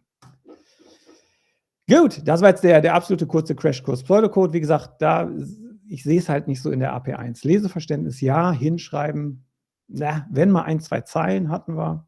Deswegen, da würde ich mich nicht panisch machen. Und dann richtiges Thema Pseudocode machen wir dann mit den AELAN in der AP2-Vorbereitung. Da gehen wir dann deutlich tiefer rein. Da muss auch wirklich ein bisschen was dann passieren. Genau. Genau, so einen Fehler im Code finden und korrigieren. Genau, also dass man sagt, okay, hier läuft irgendwas falsch, aber die Fehler sind auch meistens wirklich sehr offensichtlich. Ja. Nee, ich würde mich da nicht bekloppt machen. Und auch nochmal, wenn da irgendwas kommen sollte, ich halte das für extrem unwahrscheinlich, einfach in deutschen Halbsätzen so stichpunktartig beschreiben, was passieren muss, wenn Sie sagen, programmieren kann ich nicht. Ja? Wie ich es gerade gemacht habe. Sie schreiben hin, man müsste erst das tun, dann müsste man das tun. Nicht mit diesem Tonfall natürlich, ja. Aber Sie schreiben es einfach nur so hin. Und dann wird das schon. Weil darum geht es. Algorithmisches Denken. Können Sie erkennen, welche Schritte in welcher Reihenfolge ausgeführt werden müssen? Immer noch besser, als ein weißes Blatt Papier abzugeben. Auch das immer wieder die Bitte. Bitte, bitte, bitte bei keiner einzigen Aufgabe das Feld leer lassen. Ich sage immer in meinen Prüfungsvorbereitungen, im schlimmsten Fall schreiben Sie hin, meine Tante Erna backt einen wunderbaren Kuchen. Ja? Egal, was die Frage war. Warum? Wenn Sie am Ende 49,5 Punkte haben und der Prüfer sucht noch, wo er Ihnen noch einen halben Punkt geben kann, dann guckt er die Klausur nochmal durch. Wenn Sie nichts hingeschrieben haben, für nichts kann er keinen Punkt geben. Aber wenn da steht, meine Tante Erna backt einen fantastischen Kuchen, dann guckt der Prüfer da drauf und kann im schlimmsten Fall sagen, ja, er meinte hier, dass der Algorithmus für einen Kuchen in der richtigen Reihenfolge abgearbeitet werden muss, dafür kann ich nochmal einen halben Punkt geben. Und schon haben Sie Ihre 50 Punkte. Ja, ist jetzt Extrembeispiel, aber ich glaube, Sie wissen, was ich meine. Kein Feld leer lassen. So, dann sind wir durch für heute.